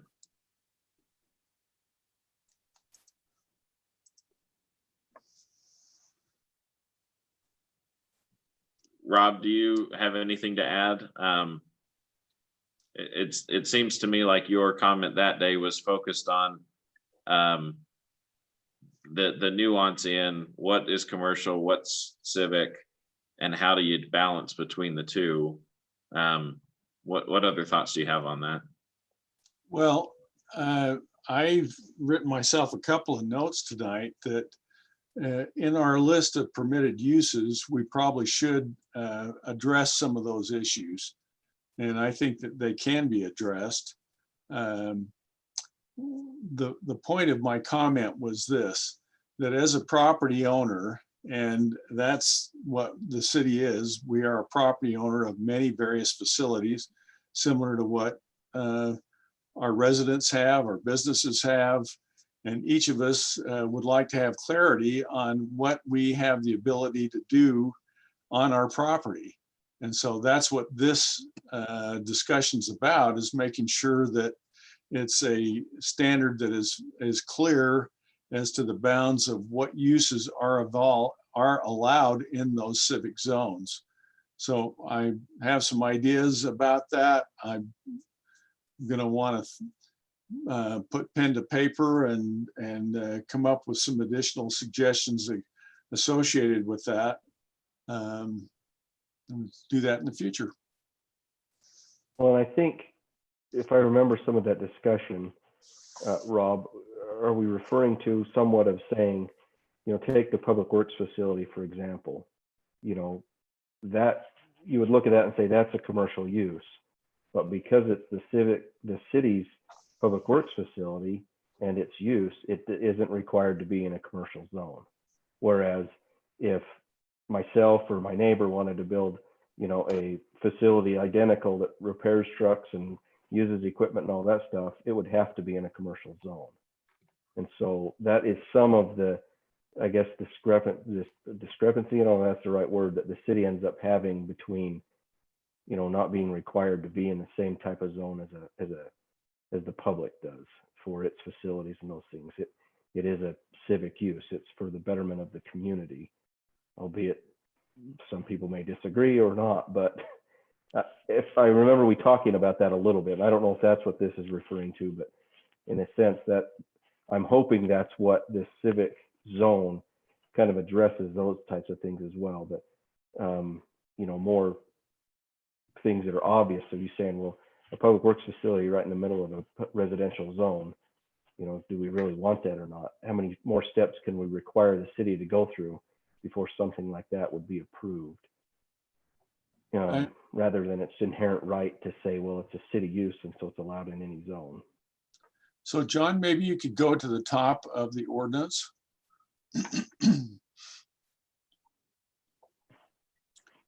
And look where it says permitted uses. Typically what happens, and it happens when we're just working through with individuals on individual residential properties, one of the biggest challenges that we face is the number one listed use, accessory buildings and use customarily incidental to any permitted use. Well, that is ripe for interpretation. A lot of it is historic. So the fact of the matter is, when you're dealing with a large park like Barker Park, there's lots of potential accessory buildings and uses that are customarily incidental to parks and what have you. So, for example, a lot of times parks are identified as having either passive or active recreational opportunities. So if you had a passive park, then things like concerts or other activities would generally not be part of that type of a park set of listed uses. In the instance of an active park, then typically those things are included. So I don't think it would be a difficult task to come up with some language that helps to identify how that could be considered as part of the individual site plans as they came before the Planning Commission. Okay. Yeah, I think, I mean, the very first sentence in what you have written there, the civic zone is specifically intended to regulate civic uses within the city. That just, again, kind of sums things up to, that's what our underlying goal is. So I think if we can all work and collaborate together to come up with ways that we feel will best suit the citizens, I think this can be a good thing going forward. Of all of the things that I can think of as a positive is that if each of our public facilities has an effective site plan, then residents that are living next to a facility or ones that are contemplating purchasing a property next to a facility could go to the city and take a look at the approved site plan, the uses, et cetera, and get a feel for whether or not that particular facility is something that they feel comfortable being a neighbor to.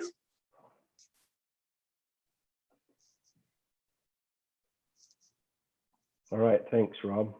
Sure. Any other discussion from commissioners? Are we already on is it still a public hearing? No, this isn't a public hearing, This actually. wasn't a public hearing. Okay. This is just a discussion. Excuse me. And then Sorry.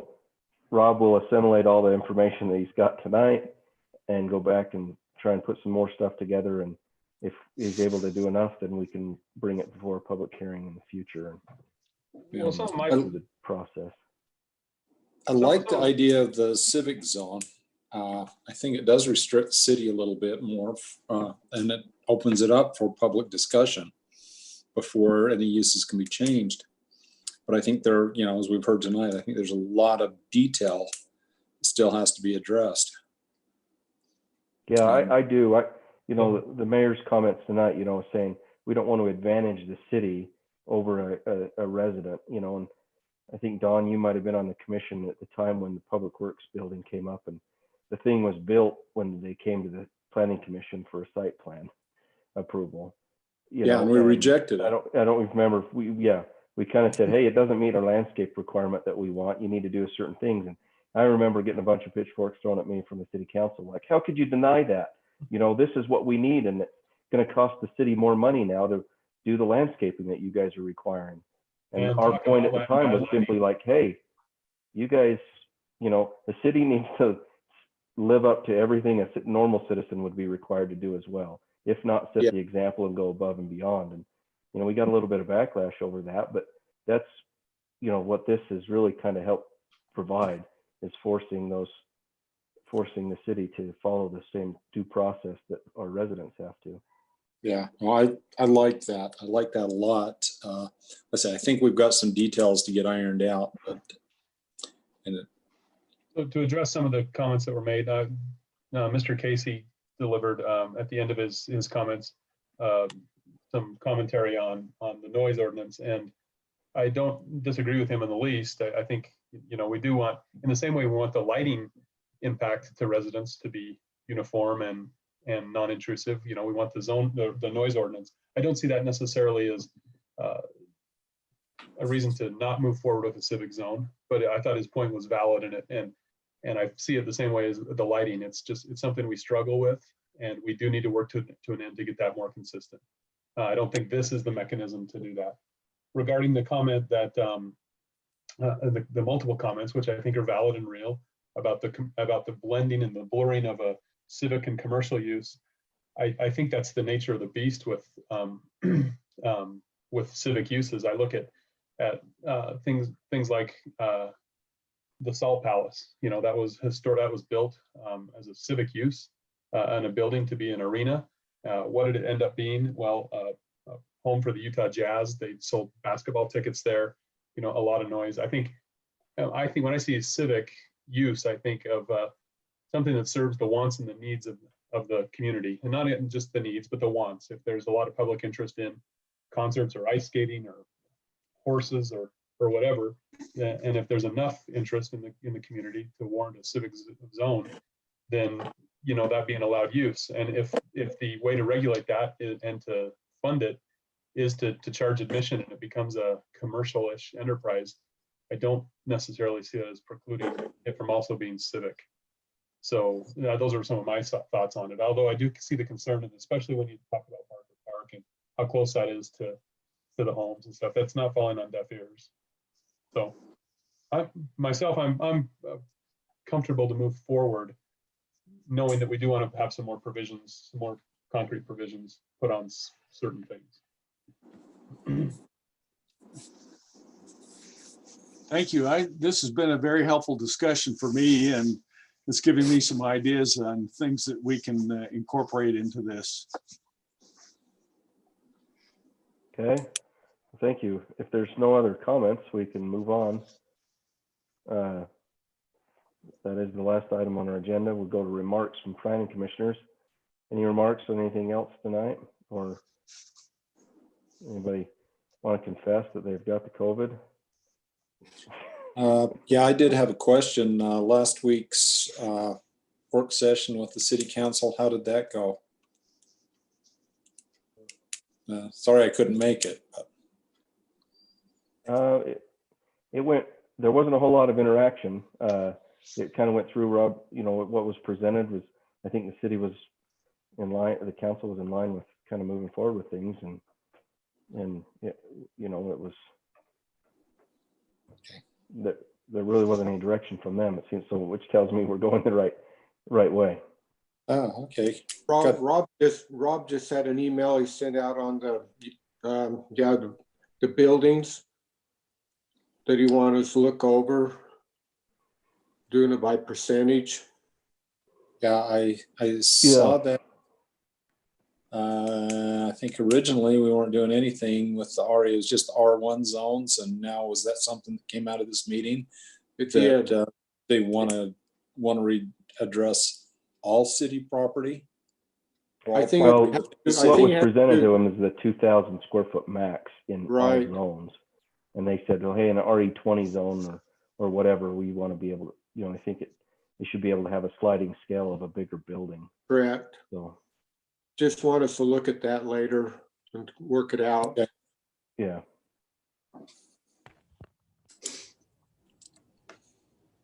Any other remarks, commissioners?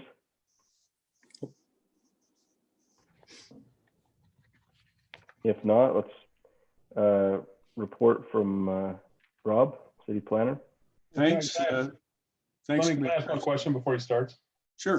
Where does the civic zone go from here? It seems like that was where the majority of our interest was tonight, and I know it was just a discussion, but what are the next steps there, and can we inform the public who are still involved what's going to happen there? Thanks, Commissioner. I will be coming back to you and address some of the comments that I hopefully I got them right, that I'll be bringing back to you some additional options associated with that. So we'll have a further discussion before we go to a public hearing.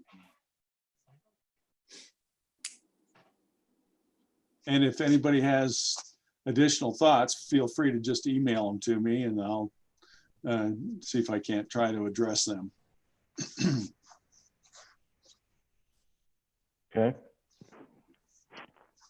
So I sent you all an email today in response to the request from the city council. They wanted to have a sliding scale, and as staff has gotten looking at this, hopefully you all got the email. I don't know if it's possible, John, to pull up that attachment or not.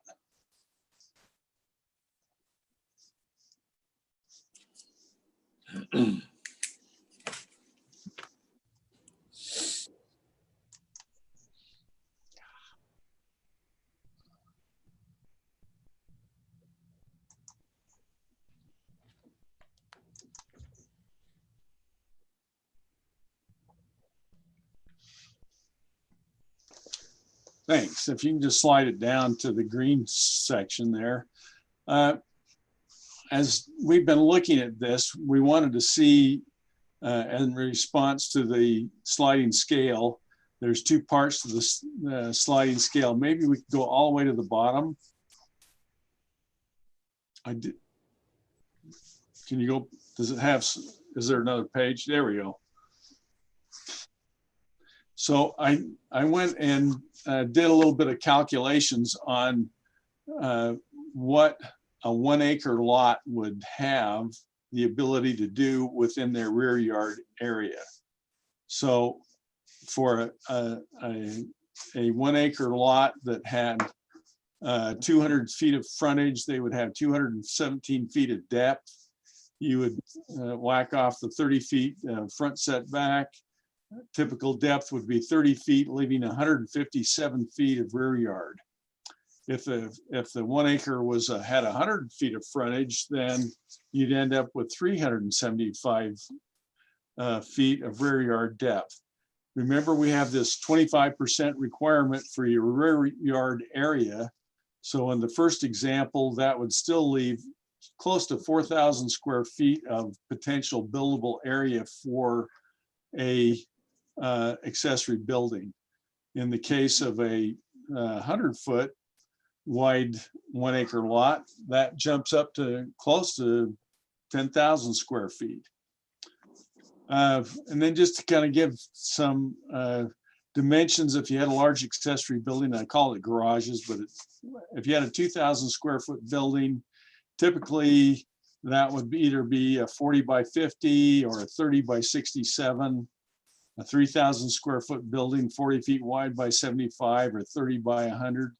I mean, just to kind of give you a feel for the sizes that we're talking about. We're not actually talking about some fairly sizable buildings within that particular scenario. So now if we go back up to the ordinance. So I did a couple of things. Go up to the next one. The next screen. I'm sorry it goes across a couple pages, but the idea was that we have a standard that relates to lots that are less than 1 acre and or that are next to an R1 zone. And so I've been thinking about this in relation to potentially simplifying this. So go up just a hair, yeah, so we can see 4A. So another option to that standard would be, instead of 1/2 the square footage of the main building, main floor, 2,000 square feet, whichever's less, option B would just be to create a maximum size. I threw in 1,500 feet. It's whatever you want to put in there. Then you can see that from a sliding scale standpoint, lots above an acre, that because of the, I'm sorry, can you slide it up just a hair? Oh, good job. Now you can actually read it. So 1 to 2 acres would be a maximum of 2,000 and so forth. 2 to 3, 2,250, 3 to 4, 2,500, 4 to 5, 2,700, 5 plus 3,000 square feet would be the max. So there's your sliding scale. So in addition to that, if you'll go down to the next green area, you'll see I did a similar sliding scale. So if you had an accessory building that was larger than 2,000 square feet, the building setback from rear or side property lines would be identified. So I'm suggesting that we have a guaranteed setback in those instances of either 30 or 35 feet. Then next, if we just slide down to the next provision, under nonconformity, if an accessory building setback becomes nonconforming due to a subdivision of the existing lot, the accessory building must be brought into conformity. So in this instance, you say you have a large lot and then somebody further subdivides it. What we're suggesting here is that in that instance, that accessory building would have to be modified some way to bring it into conformity. And that means either modifying the building, moving it, tearing it down, whatever. So those are our thoughts relative to that. I'd like to hear your thoughts about this. Are we on the right track here? So as we take this to the city council in response to their request? I'm a little concerned about, I'm looking at the setbacks. And if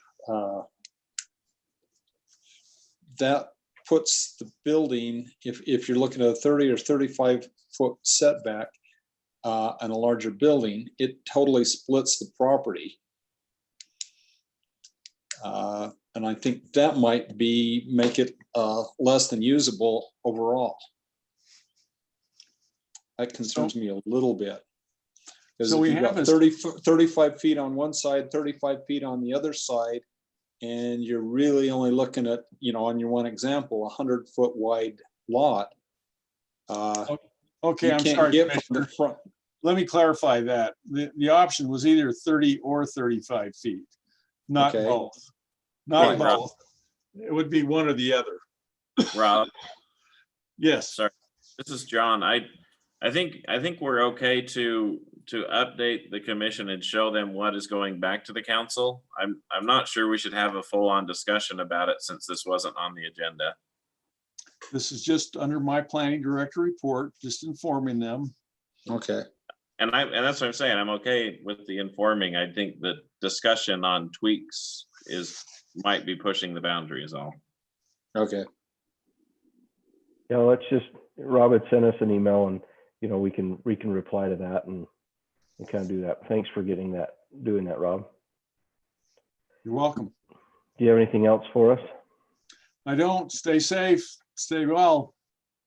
Thank you. John?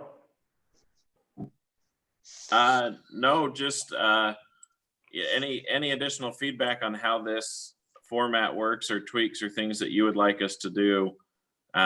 We're happy to accommodate as we move forward. So thank you.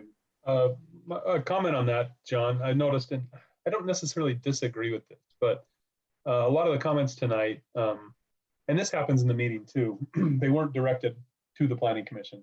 They were directed to you and to Rob, and then answered by you and Rob.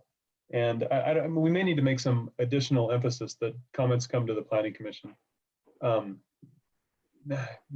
I only do that to protect you guys for this, although we end up relying on you a lot for a lot of our answers. But in the meetings, we enforce that, and online, we haven't been as much. I don't know if anybody has any thoughts on that, if that's proper or not. Well, I think that has merit, and it allows you guys to be a buffer. I think it'd be appropriate if there's a technical question that you aren't yet familiar with, that we could answer the question, but the comments would come to you and you could make a decision. If you're comfortable passing it on to us, it helps, that might help allow input, but also protect, avoid personal attacks or something like that. Yeah. Other poor behavior. What seems to happen online more is we seem to address, like tonight, Mr. Casey made a comment about noise ordinance, and it was like the only comment I think that we didn't necessarily address. Everything else, and I'm the most guilty of this, but it's like, oh, a comment's made and then we have an answer. And I just think and it's good productive conversation, I think, but I think it opens the door for non-productive, somewhere where we may not agree and we end up getting into a constant back and forth. So I don't know how we enforce the standards of, hey, please make your comments, and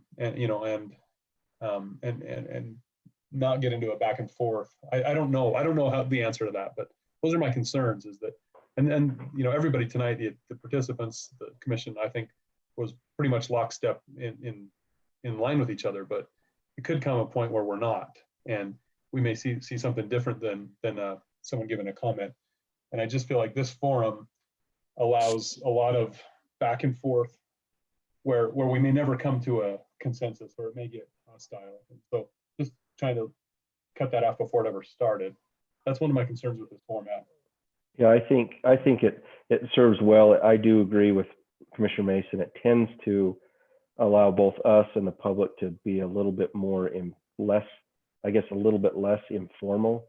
And so we kind of start engaging in probably more conversation, sidebar type things that So I'll try, going forward, I'll try and, but commissioners, if you as well, pipe up if we feel like we're not, we're kind of veering off the path of, the formality that we do need to keep as the meetings. I mean, tonight, I thought that was productive, and we were kind of back and forth with some things, and I thought it was, overall a good thing to have that. But think about if we were, heaven forbid, talking about the gondola or something, right? And I mean, something emotional, like that, or, something like that. I just see this format as, I don't know how we enforce that. So, Commission, one thing that we could do is, if, with this format, we could essentially, I have to click a button to allow people to talk, and then they unmute themselves, and then they speak. We could implement a policy that as soon as they've said their piece, I would disconnect them and turn them back into an attendee so they can't unmute themselves and speak. It would require them to raise their hand again and go through the whole process and essentially move to the back of the queue. And so we do have that option. I hate to be too heavy-handed with it, because in the meetings, if somebody, sometimes you can just tell by somebody's body language or something that they have a further comment, and we have the ability to kind of sense that and talk to them, and with here we wouldn't. They're just behind this blind wall of just a hand, but it might enforce some decorum. So I don't want to be too heavy-handed with it. I'm also just trying to protect what may come down the road when something more controversial kind of comes up. Where we're going to have different opinions, and I think different opinions are a good thing, right? But if we allow a constant, I don't know what the answer is, John. Okay. Maybe if we just remind people to address the planning commission, and then we do allow the hand raise, and then if someone has already spoke once on a topic, and then they raise their hand again, then we'd have to allow their second comment. Maybe.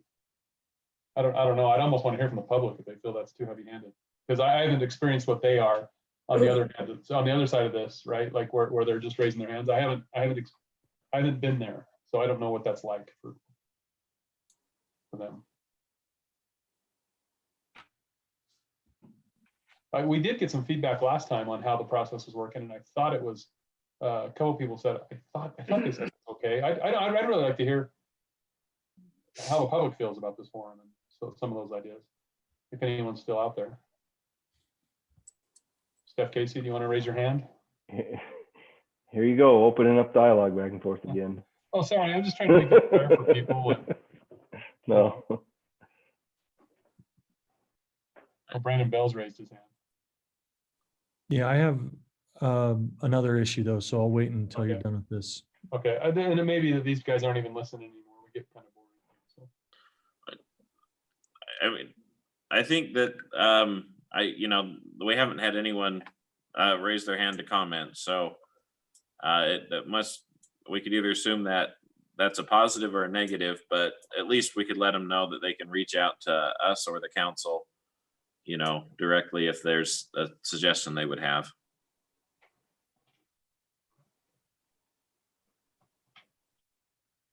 Okay. I just want to state one more time, I wasn't trying to be heavy-handed with that, more just trying to keep decorum. And so I just don't want that perceived as, I don't want to hear from the public.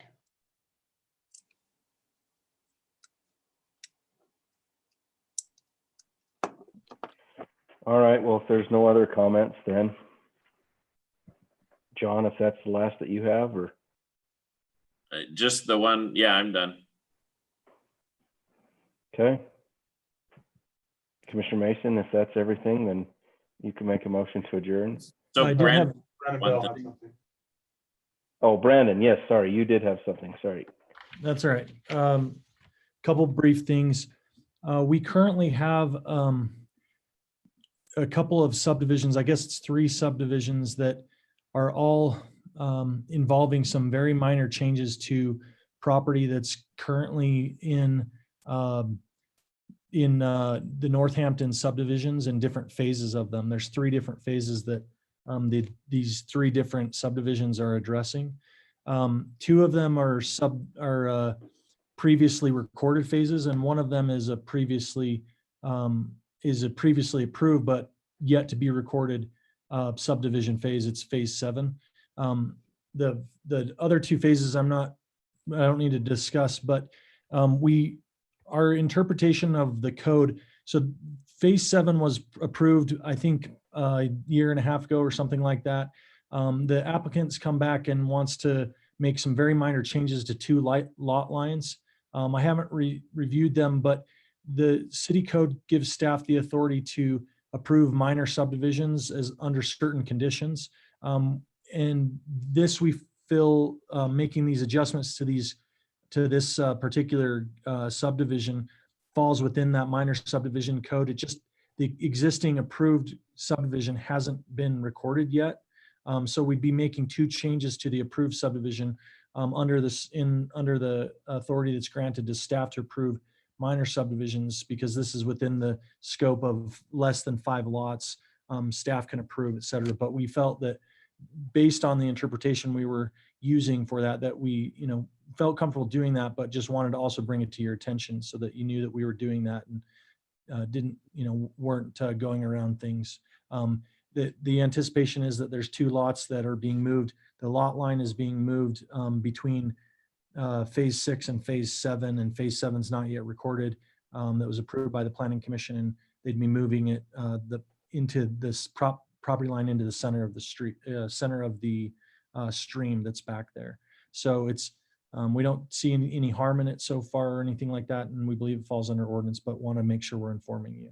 So the second thing is, I just, in my experience, what I've noticed is that legislation that tends to endure is that which considers, all the interests and rights of all parties involved. And for that reason, I just want to compliment you on the discussion that you've had tonight, seeing things from multiple points of view and trying to be fair to each of the parties involved. I think that those are you tend to get swings in legislation when it's crafted from one perspective, because then the other parties involved don't, their needs, interests, and considerations aren't met. And so I really compliment you on the quality of discussion you've had and considering things from as many points of view as possible tonight.